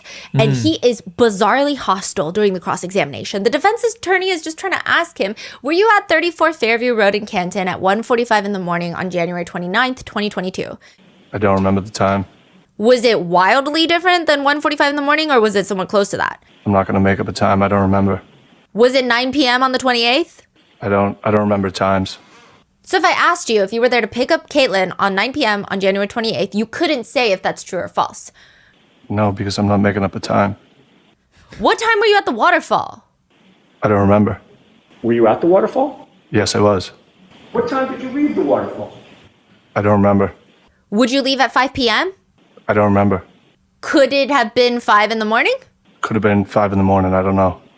I feel like he has a relatively easy testimony. Like, in the eyes of the jurors, I don't think anyone really cares about this guy. All you did is pick up your girlfriend. Just tell us if there's a dog in the car. Tell us why you picked up your girlfriend. That's it. And get out of here. Maybe. But he's getting very defensive. He doesn't remember anything at all. He doesn't want to put himself at the time if there was something going on outside or not. Yeah. He will respond, I don't remember, before the question is done being asked. I didn't say anything. I don't remember a time. No, I understand. So I'm not going to make up a time. Hold on. Only one person can speak at a time. And there were no obstructions between you and the front lawn blocking your view, correct? I wouldn't be staring at her grass. So no. I didn't ask you where you were staring. I was just asking if there were any obstructions. Okay, yeah. And the answer to that question is? No. Later during redirect, Tristan is asked why he went back to get Caitlyn if it wasn't part of the plan. Caitlyn told him that she doesn't want to get snowed in at her parents' house. But this blizzard is not new information to anyone in the town of Canton. Yes. So it's weird. Tristan just responds to that. Well, she's high maintenance. I didn't really want to have to deal with her. And now they're married. They got married after all of this. Brian Albert Jr., birthday Brian. He sits down on the witness stand. Netizens do point out that he has very distinctive facial hair, but that is neither here nor there. He joined his father in wearing the defendant attire to the witness stand, collared shirt, sweater. But this biggest part about his testimony that's alarming is that the very first time that birthday Brian, despite being in the house that night and all morning, while John's body is found outside in the front lawn, the first time law enforcement officers talk to him, interview him, is 18 months after John's death. A whole new calendar year. It's in 2023, and that is done by Proctor. And birthday Brian has a lawyer present, and the interview is actually done at birthday Brian's family attorney's office. 18 months later. Yes. What is going on? And it's not like people were trying to hide his existence there. Everybody knew he was there. Yeah. It was his 23rd birthday. He says that his friends come over, Julie and Sarah and a few other girlfriends come over, and it's just birthday Brian and all of his buddies at the house. They order food from a place called D&E Pizza that is owned by Chris and Julie Albert, and they start getting drunk. Everybody's primary drink of choice is White Claws. Now by 11 p.m., most of his friends are gone. So he says it's just me, Colin, Julie, and Sarah. That's who's over when the Albert parents and Caitlyn get home. So these three are the first people to get home. As they're coming in, they say Colin is leaving. He's like, my ride is here. My ride's coming back. Who's his ride? A friend? Allison McCabe. Who's that again? Jen and Matt McCabe's daughter. Jen and Matt McCabe's daughter. Brian Albert's cousin on his mom's side. And Colin is Brian Albert's cousin on his dad's side. So technically, Colin Albert and Allison McCabe are not cousins, but they're basically cousins. Wow. And so he leaves, and Brian says, you know, my mom came in. She just gets straight to cleaning. She likes to clean. I don't know why he says that. And she was in the kitchen picking up. He also says, eventually, JJ comes in. JJ? Jen? He calls her Auntie JJ, which JJ is also the nickname for John O'Keefe from his nephew and niece. So Auntie JJ comes in, and it seems like Brian Albert Jr., birthday Brian, and Auntie JJ are very close. I mean, it seems like all the Alberts are close, but it's weird because birthday Brian and JJ seem close, but birthday Brian and Allison McCabe don't seem close because at one point, birthday Brian is asked about a group chat with all the cousins, like a Snapchat group chat with all the cousins. Yeah. And they're like, the defense attorney is like, what about Allie McCabe? Is she on there? And he's like, No, she's not an Albert. okay. Yeah. Birthday Brian testifies that he didn't see anyone else physically come inside the house after Auntie JJ and Matt McCabe. But he did poke his head towards the window, and he did see a car outside. And the reason that he went to that window was because outside the house were Ryan Nagel, Heather Maxson, and Ricky D. Ryan is Julie's brother. And he's here to pick up Julie. And so Julie goes outside. Yeah. And Brian Albert looks out the window and he sees Ryan's car, but he also sees another dark colored SUV, who everyone presumes to be Karen Reed And John O'Keefe. and John O'Keefe. Birthday Brian says he looks out the window twice, sees the dark SUV pull up, and eventually keeps pulling up towards the flagpole, which is on the very right side of the property. He doesn't see anything strange. He doesn't hear screaming. He doesn't hear the sound of screeching tires, a collision. He doesn't see a man in the snow on the lawn, but he does at one point see tire tracks in the snow. He's looking past the lawn now, and he can see tire tracks, and Jen McCabe later testifies that she also saw tire tracks, but nobody sees a 210-pound, 6'1" man in the lawn. Yeah, that makes no sense. Who's Heather and Ricky? Ryan Nagel's friend Ricky D is actually the one driving. It's Ricky D's car. Okay. Heather is Ryan Nagel's girlfriend at the time. They're no longer together. Okay. So there's it's the three three. people in the car. Yeah. Okay. Brian says, as for inside the house, he didn't see anyone come in. He didn't see anyone go up and down the basement stairs. Nothing. And then everybody leaves eventually. He goes up to his bedroom on the second floor that faces the backyard. He falls asleep, wakes up 7:30, 8 a.m. And he says, I can't recall the exact time. I'd say maybe, I know previous testimony I may have said earlier, but I don't believe it was that early. I would say 7:30, 8 a.m. My dad had knocked on my door. I just threw on some clothes and I went downstairs into the main first floor of the house. And he did not wake up from emergency vehicles noises or dogs barking or screaming, just his dad knocking on his door to tell him what happened.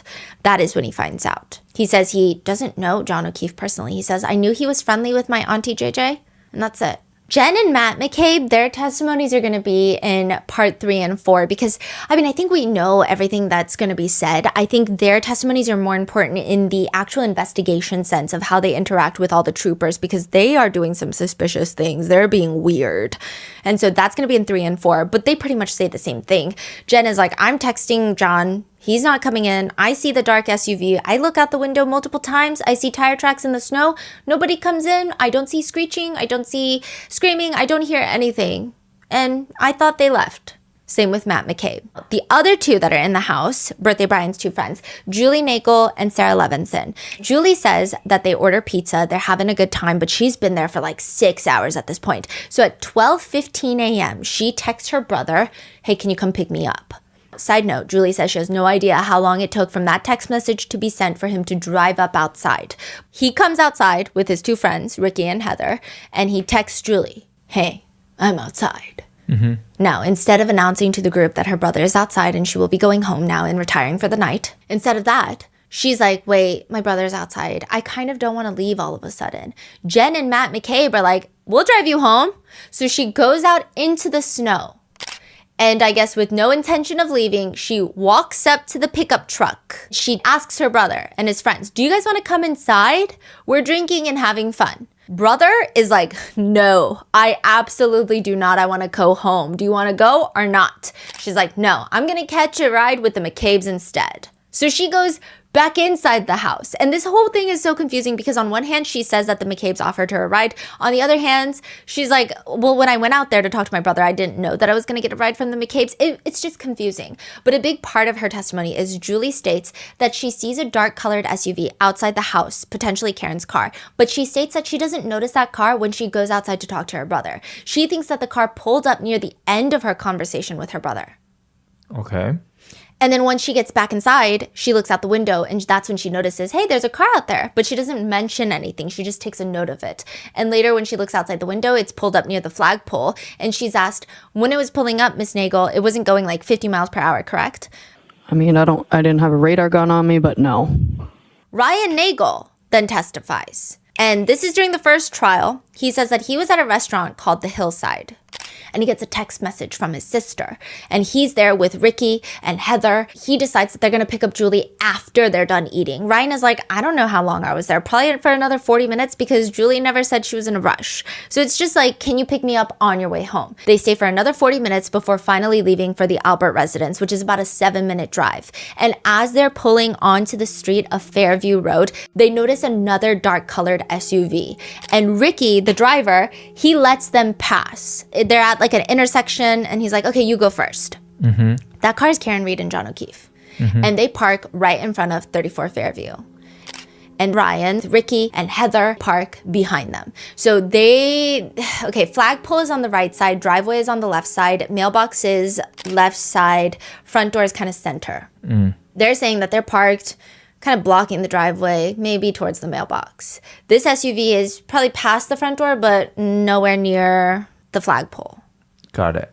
So just kind of smack dab in the middle. Ryan testifies that he never sees anyone get out of the SUV while he's there. Now, side note, there are random inconsistencies between Julie and Ryan Nagel's testimonies. I don't know if they're of importance, but just to put it out there, Julie is firm that when she walked out the front door and walked down the walkway to see her brother, he's saying she came out the side door. She's like, no, I came out the front door. I would say the side door next to the garage. I went out through the front door.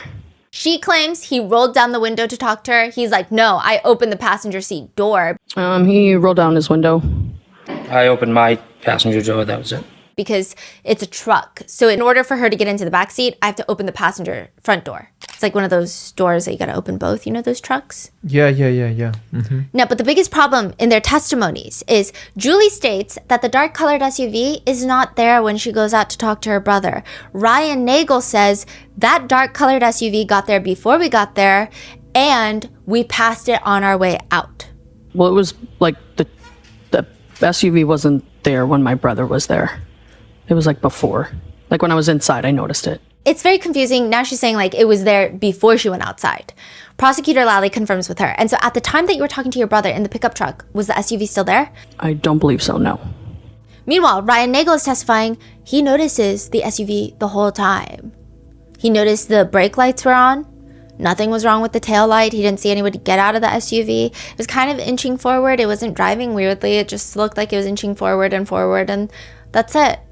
Eventually, they leave because Julie's not coming, and they drive past the SUV, and Ricky, Heather, and Ryan Nagel testified that the dome light, like the inside light of the car, is on, and they only see a woman on the driver's seat with her hands on the 10 and 2 on the steering wheel.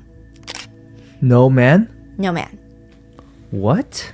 So are you saying that that's the moment they feel like John O'Keefe already left the car? The defense tries to infer that John O'Keefe probably already went inside and these three were just not really focusing on the SUV. You know, they mentioned multiple times, it's not like they didn't really care about who was in the SUV. Yeah. They're on their phones, they're talking to each other, they're talking to Julie. At any point, John O'Keefe could have gone inside and they didn't see it. The prosecution is arguing, well, the dome light, the inside light automatically turns on when the car door opens. So they're saying John just opened the car door and Karen's about to like do a 3-point turn and hit him. Because the tail light is fine. There's no man on the lawn. Yes. Where's John? So it's all happening at the same time. So the prosecution is saying as they're passing the driver's side. So Karen's blocking their view. They can't see that John just got out. The defense is kind of inferring, what kind of crazy coincidence is that? It would make more sense that John O'Keefe is inside the house and Karen is just waiting for him. And she's getting agitated. Because also the prosecution theory is that they were fighting and then she ran him over. But all three of them testified there was no screaming, there was no yelling they heard. If he's leaving as they're fighting, I would imagine that she's screaming. So based on the fact that they don't see a broken taillight, they don't see anybody on the front lawn, and they don't see John inside the car, it's either he is right outside the car or he is inside the house. Those are really the only two options. But the biggest question that never gets answered is Julie Nagel wanted to go home at 12:15 a.m. She has been there since 6 p.m. for over 6 hours now. She's ready to go home. Her brother's almost here.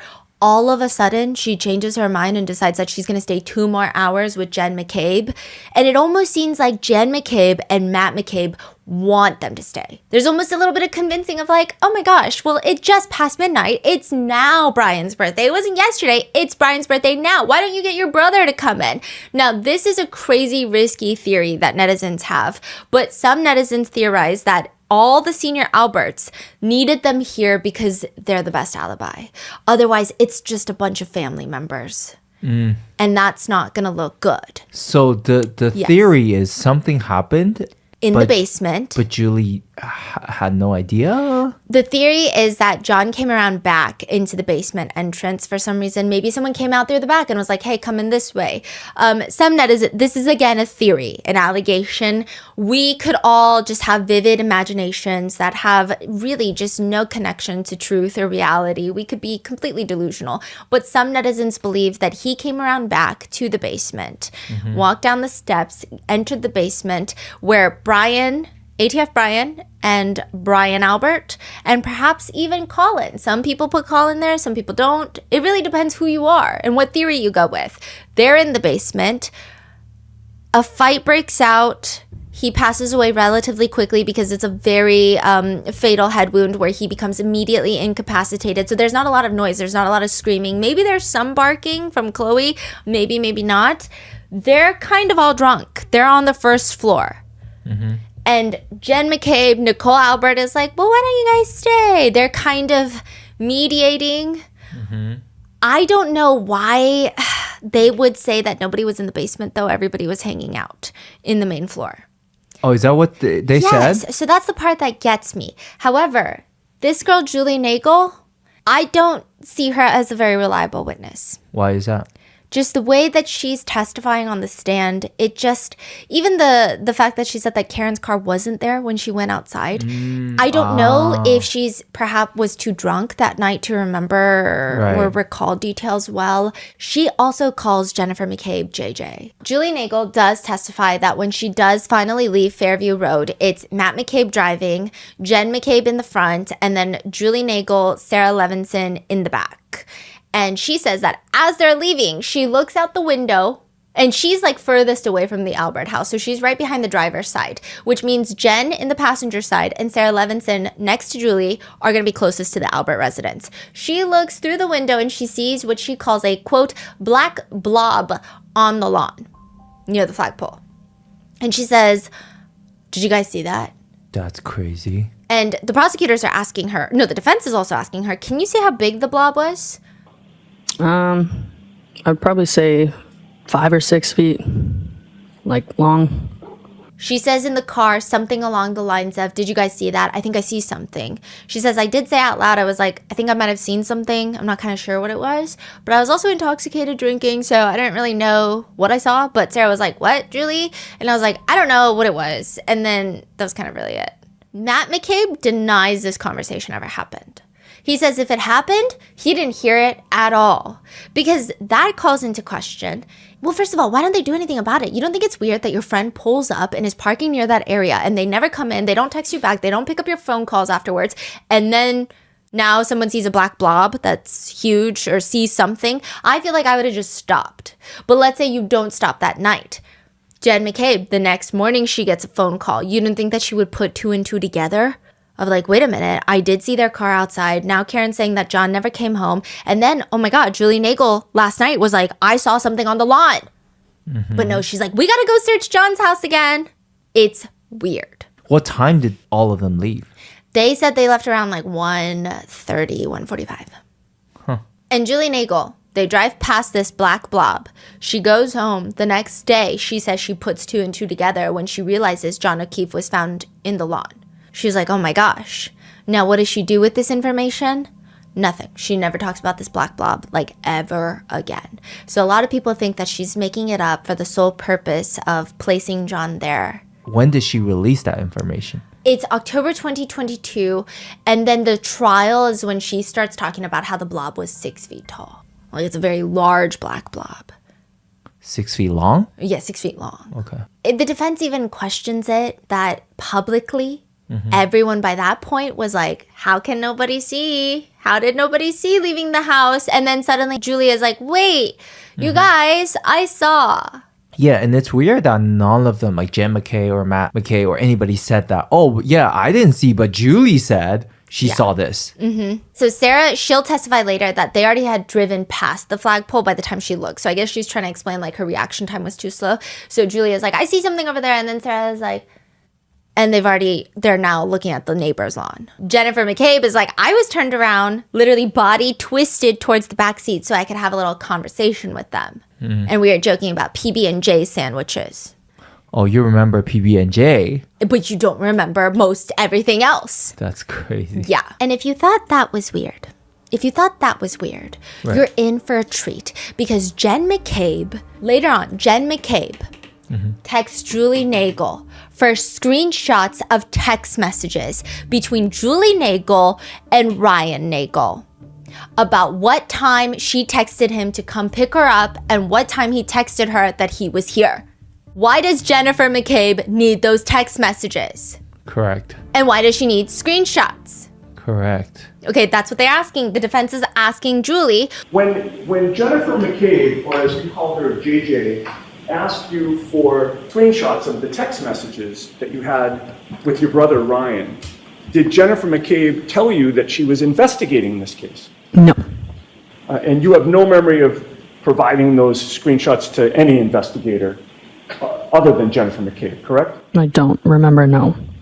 Why would she need those? Why would Jen McCabe need those? Now, do we know when did Jen McCabe ask for that information? Yes, that's going to be in part 3. Okay. Because there's so much. I have to group Jen McCabe's all of her stuff together because Yeah. she's got so much weird stuff that she does. And I feel like each one by one, it's so small. But then Yeah. collectively, it's a mountain. Yeah. And then Sarah Levinson, she has known Birthday Brian for the past 10 years. She's also in that car. She states that she never saw anybody go near the basement. She never saw anybody on the front lawn. She was so focused on getting to the car without slipping that she didn't even look at the lawn. She was looking at her feet. Nobody saw anything on the lawn. That's it. And then by the time that Julie says, "Did you guys see that?"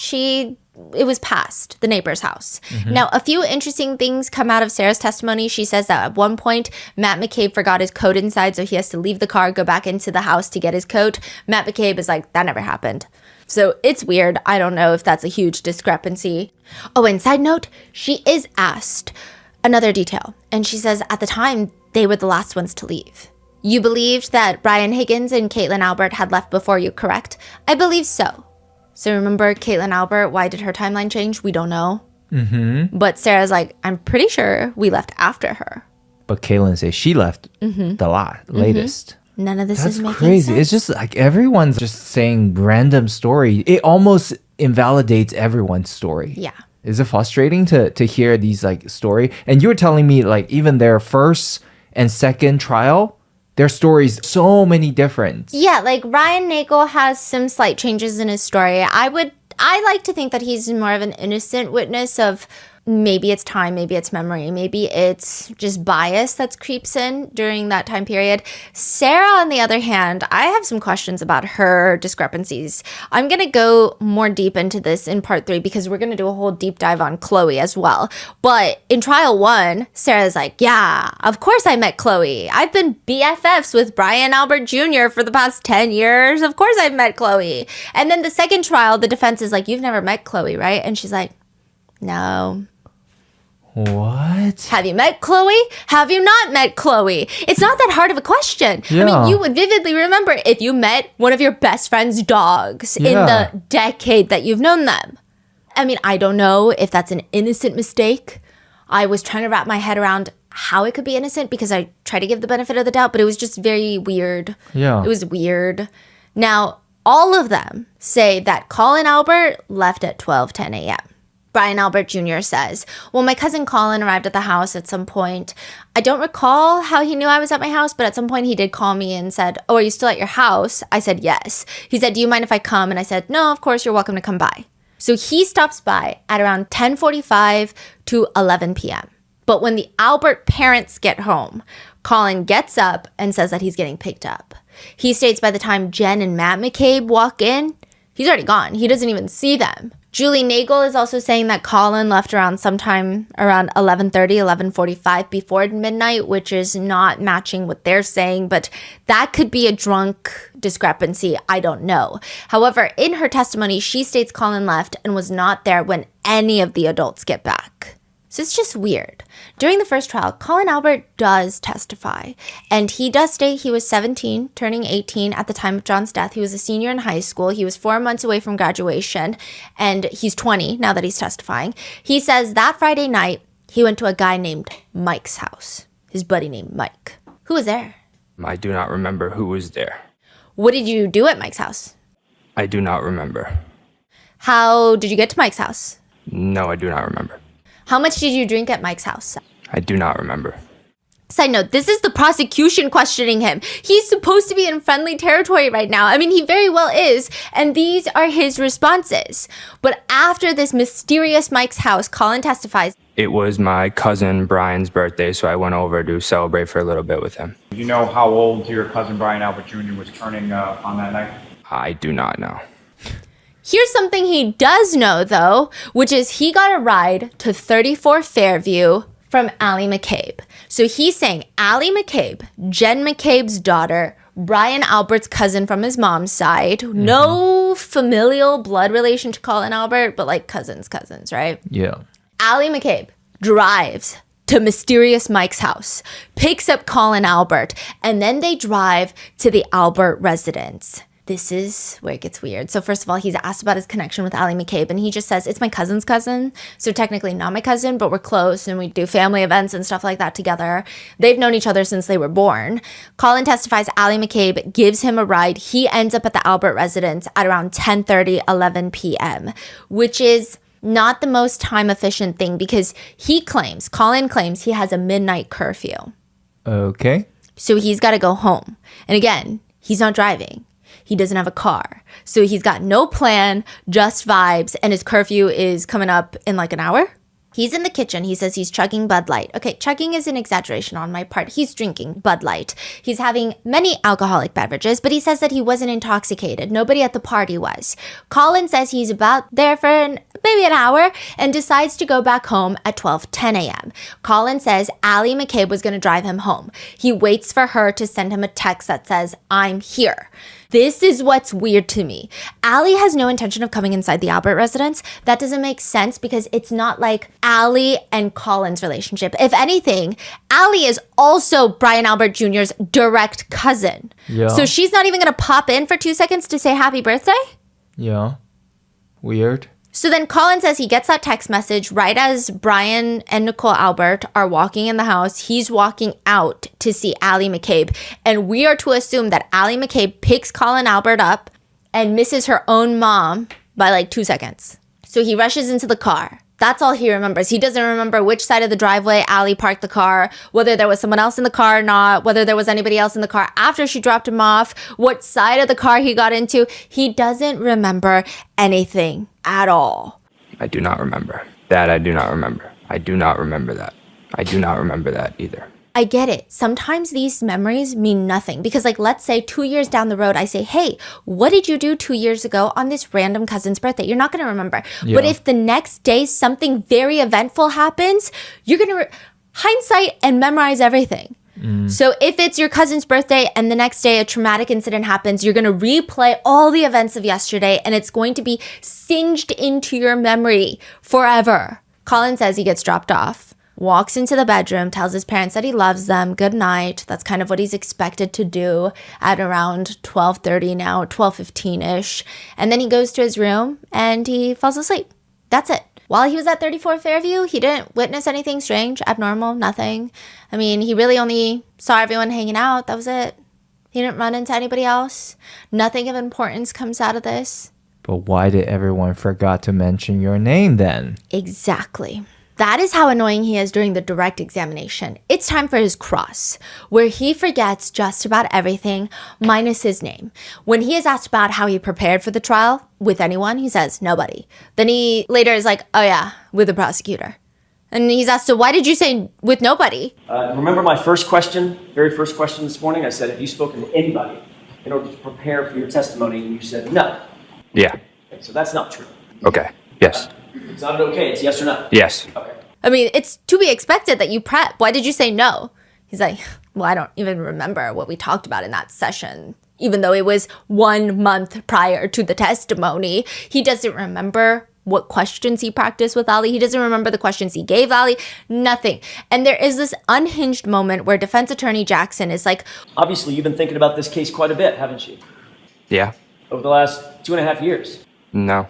How long have you been thinking about this? Since people started writing about me on the internet. how about since you were at a house where an individual ended up dead on the lawn the next morning, did that prompt you to start thinking about this? No. Not so much, huh? Nope. You watched any coverage on this case online? Nope. No social media? No, I don't have social media. Lie, okay? Literally a lie. He's on Snapchat. No news coverage? Nope. So literally, according to you, you know zero about the media coverage concerning this case, Commonwealth versus Karen Read. Correct. Did he not just say that he only started caring about this case once people online started talking about him? The defense continues to ask him very simple questions, such as, did you talk to Allie before her testimony? No. When was the last time you talked to Allie before she testified? I don't remember. Give me an idea. She's one of your best friends a week ago, a day ago, a month ago. I don't remember. Could it have been a year ago? I do not remember. Could it have been 5 years ago? No. Okay, so it was more recently than 5 years ago that you spoke to Allie McCabe. I don't remember. So you have no independent recollection as you sit here the last time you talked to one of your best friends and your cousin about any subject. No, I don't remember. Were you ever told in preparation for your testimony, if you start to get stumped or nervous, just say, I don't remember? Nope. Nobody ever told you that? No. No, sorry. So nobody ever informed you that you might get nervous on the witness stand. There might be tough questions. Easiest way to get out of them is just say, yeah, I don't recall. No. So you just don't recall because your memory is that bad. Your testimony is you were not instructed to say, I don't remember. You literally just don't remember. Correct. It's an issue with your memory, not an instruction that you received. Correct. Right. But you do remember 2.5 years ago, you left 34 Fairview at 12:10 a.m., correct? Down to the minute. Correct. Got it. I need someone to check this one for a brain tumor for early onset dementia because the amount of I don't remembers that he utters in his testimony, it got so bad that the defense straight up asks him, do you remember anything about this case? No. And there is something he remembers, like how he slipped on the driveway and landed straight on his knuckles. I was at a party, my house party my senior year, and I remember it being icy out, and it was kind of like a steep hill of a driveway, and I was walking up the driveway, and I slipped down the driveway, and I tried to catch myself, but I had something in my left hand, so I tried to brace myself with my right hand, and I ended up sliding a little bit down the driveway. Oh, that's He right. does remember that. That's right. He remembers that very well. Allie McCabe also testifies the same day, and she testifies the night before that she ever drops Colin off at 34 Fairview and picks him up. She's hanging out with friends from school, and then she just starts driving around. At one point, she sees a dog on the side of the road, and they knew that a snowstorm was coming, so they pick up the dog, brought it to the police station, and then drove the dog back to the owner's house once they found out who the owner of the dog was. Now, this is a huge point of contention. Allie describes the small dog as being a small white dog. Not sure what type. This is contentious in the fact that people online have been saying, how can you spot a tiny dog in a blizzard, but you don't spot a full-grown adult on your front lawn? To be fair, I will argue that there was no snow accumulating on the ground. However, it likely was pretty dark. And if you can spot a small dog, feel like you could probably spot a person. It's weird. She states that she gets a text message from Colin to pick her up and drive him to 34 Fairview. Within an hour, she gets another text message from Colin asking her to pick him up from 34 Fairview and drop him off at his house. She's a free Uber driver at this point, but she goes to pick him up. She states he gets inside the car, and right after dropping him off at his house, back to his house, this is 12:10, now it's probably like 12:15, she goes straight home. The defense attorney is asking, do you know about what time it was that you got home? Not exactly. I would estimate a little bit before 12:30, around that time. She says that her parents were not home by the time that she gets back. And so after your return home, when you went to bed or you went to sleep, were your parents home at that point? No. About how much time was it between the time when you got home, around 12:30 or so, and when you went to sleep? Not long. I don't know. Allie also doesn't recall what time she woke up, but both of her parents were home at that point, which Colin says that he was dropped off at around 12:10 a.m. Allie is saying she got home at around 12:30. They live relatively close together, but it's snowing. She's driving a little slower. The times are supposed to check out, but they don't. Because Allie McCabe has a Life 360 app, and the app on her phone shows that she does not get home immediately. In fact, she does not get home until 1:32 a.m. What's a Life 360? It's when parents and you can track your whole family on Life 360. That is an entire hour discrepancy, Yeah. which is fine, I guess, except she's saying that she drove Colin home and then immediately went home. So what time did Colin get home? Yeah. Does it not track her location? It does, and there are some concerns about there's like a circle, a border. This is like the school zone. This is the home zone. So it doesn't track what street you're on at what time. It's just like at this time you enter this radius that is known as the home zone. What's interesting though is Colin Albert and Allison McCabe, they say, well, we actually have proof of the time. Life 360, don't trust it. Yeah. We have text message proof of Colin texting Allie, can you pick me up? Allie texting him, I'm here. Yeah. And that's around 12 12:10. And she gives these screenshots over to the investigators. And they're entered into evidence. I mean, this wasn't entered into evidence for a really long time. And she's asked by the defense, why didn't you turn this in immediately? And she says, No, it wouldn't have been relevant at that time, I believe, because Colin was not at the house and wasn't introduced as being there until later. Okay. Wow. then she says, it's also not relevant because Colin wasn't there when John was there. Does that mean when John was in the car at 12:30 a.m.? Or is that when John was in the house? Right. A lot of netizens have pointed out that right after this line of questioning where she has these two little slip-ups where people thought, ooh, that's not good, she immediately starts, she is asked about how she's been harassed. There's a whole side story of witness tampering and harassment of witnesses, mainly the McAlberts, of people believing that they're guilty and harassing them in person, calling them cop killers. And she does start crying about it, and she talks about how people have been calling her school. Half the netizens think that this is a very genuine response of a young girl who probably didn't want to be involved in any of this, and it seems like she's roped into it through her mom, Jen McCabe. If there's anything to even be roped into, these are all theories, these are all conspiracies. The other half of netizens think that she is crying not because of the harassment, but because this comes right after the line of questioning where she slips up twice. Now, did she explain why her app showing that she got home at 1:30? She's like, well, that's not accurate. Okay. Eventually, Colin hands over the thread of text messages between Allie and Colin, and that shows Allie texting him that she's here to pick him up.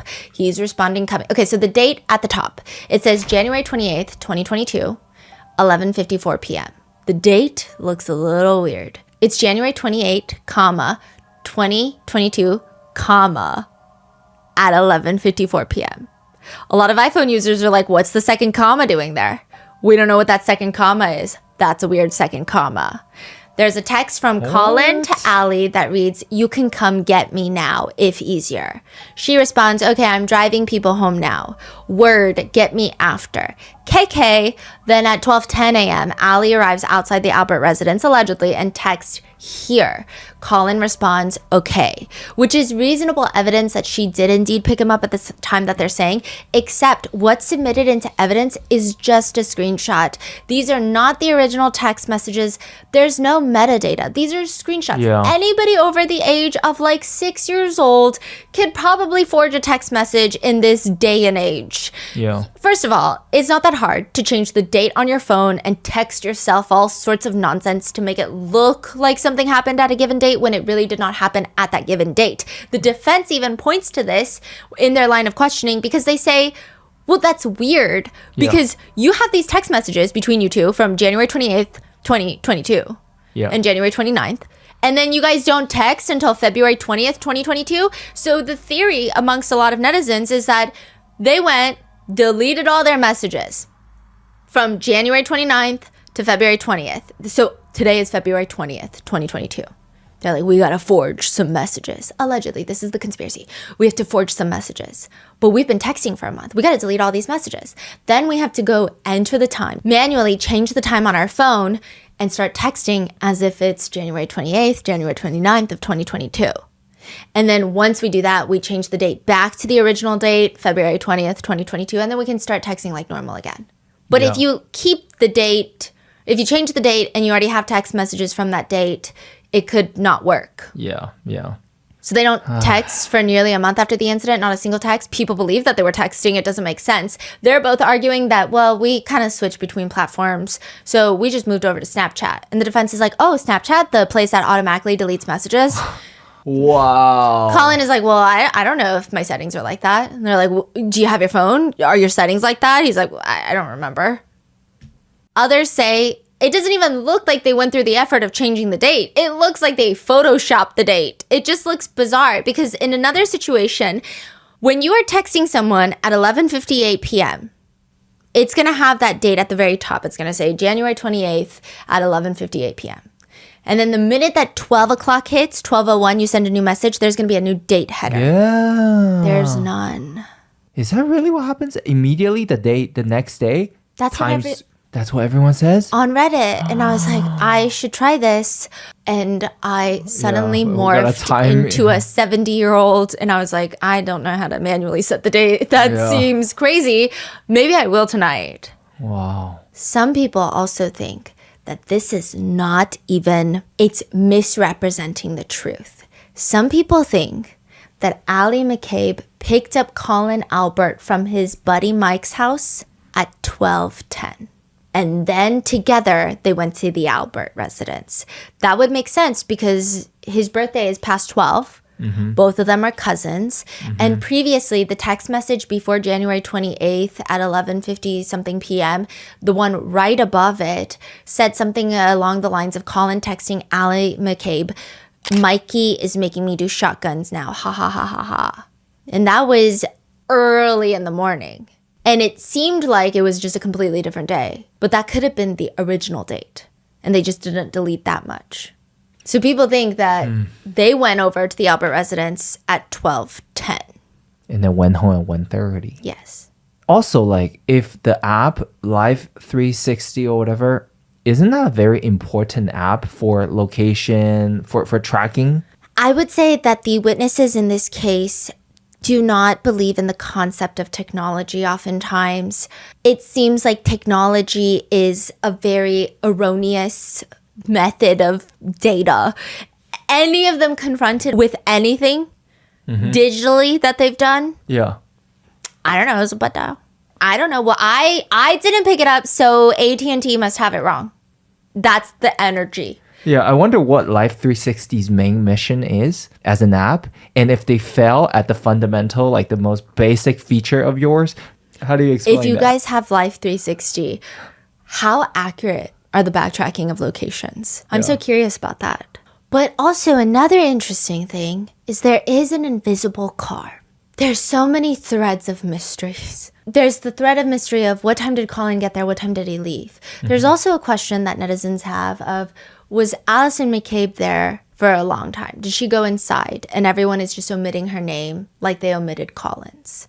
But now the story is, okay, well, she picked him up, so she definitely couldn't have been inside the house for a long time. Are they all doing this to protect children in the family? That's been a big question. But there is this invisible Jeep theory. Birthday Brian is asked, was there anything in between Ryan Nagel's friend's truck and Karen's dark SUV that you saw outside? He says, not to my knowledge, I didn't see anything, no. Only the older people seem to be able to see a Jeep with a giant snowplow attached to the front, parked right in front of the mailbox. Ryan Nagel and his friends state that they parked perpendicular to the driveway, right behind the mailbox. And they can see Karen's SUV in front of them. They don't see a Jeep with a giant snowplow attached to it, parked right in front of the mailbox. Only the adults see it. Brian Albert, Brian Higgins, Nicole Albert, Jen McCabe, and Matt McCabe. Brian Higgins' Jeep was in the driveway. There was a Jeep in front of the mailbox. And I took a left into the driveway and there was a Jeep there. I believe it was a Jeep. All the young people do not see a Jeep. Whose Jeep would that be? That's so random. Brian Higgins' Jeep. Oh. Nobody sees the Jeep. What? Julie Nagel walks outside to talk to her brother in the pickup truck that's supposedly, according to these older McAlberts, right behind the Jeep. She doesn't see a Jeep, but she also doesn't see Karen's car, so I don't know. Are they misremembering collectively about a Jeep? Or is it an intentional lie about the Jeep? And if it is, why are they lying about the Jeep? This Jeep also has a giant snowplow in front of it. It's like an attachment, and it just makes it longer, and it looks like a giant shovel. And you can lift it up. It's got lights on it. Some people think that John O'Keefe was actually hit by the snowplow on the Jeep and not Karen's car. I don't know how the physics of that would work, but there are lots of questions of, is Brian Higgins the killer? That's what a lot of people think. However, the only thing that doesn't make sense with that theory, if you just don't even count in like forensic evidence, is the fact that the McAlberts are way too involved. And if it was ATF Brian, someone that is not part of the family, they would throw him under the bus so quickly. People are commenting, I don't think the McAlberts would be going through all these hoops just for Brian Higgins. Colin was involved some way. Some people think Allison McCabe was there for a lot longer. She was inside the house is what some people are assuming. I don't know. I think Colin is very suspicious. I feel very sympathetic towards Allison McCabe in the sense of if she is not telling the truth, it seems like a lot of people believe she's stuck in a position where if you believe in the conspiracy, she's forced to say these things. A lot of people say there is no way that the McAlberts are going through all of this for Brian Higgins, which means Colin must have been involved in some way, shape, or form. One netizen says, I think the insistence that it wasn't Colin has been the main factor in convincing everyone that it was Colin. So why would it be Colin? Does it have anything to do with the fact that there are allegations, there are conspiracy theories that this part of the Albert family, Chris, Julie, and Colin, own D&E Pizza Shop that might be a drug front. Again, a conspiracy. But it is interesting when you think about the fact that at the Waterfall bar, Karen kept asking to go to D&E instead of 34 Fairview. Really? Why? She said she wanted to go after hours to make a pizza because sometimes they do that. They kept saying no. What's also interesting is that Chris Albert, who was at the Waterfall, was the one that invited John O'Keefe out that night. Yeah, which is strange, correct? Yes, and you know what's also strange? John O'Keefe, before he went on these night outings, Yeah. he went with his nephew to D&E Pizza that day for lunch. That day That day, that he died. yes. Huh. And he told his superiors and he told members of Canton Police Department that he did notice drug activity in the neighborhood. Who was also his neighbor? Huh. And that is the conspiracy that we will be covering in part 3, along with the accident reconstructionist.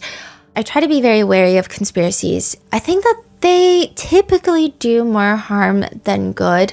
I think in this case, in this situation, a lot of these conspiracies I can't even judge.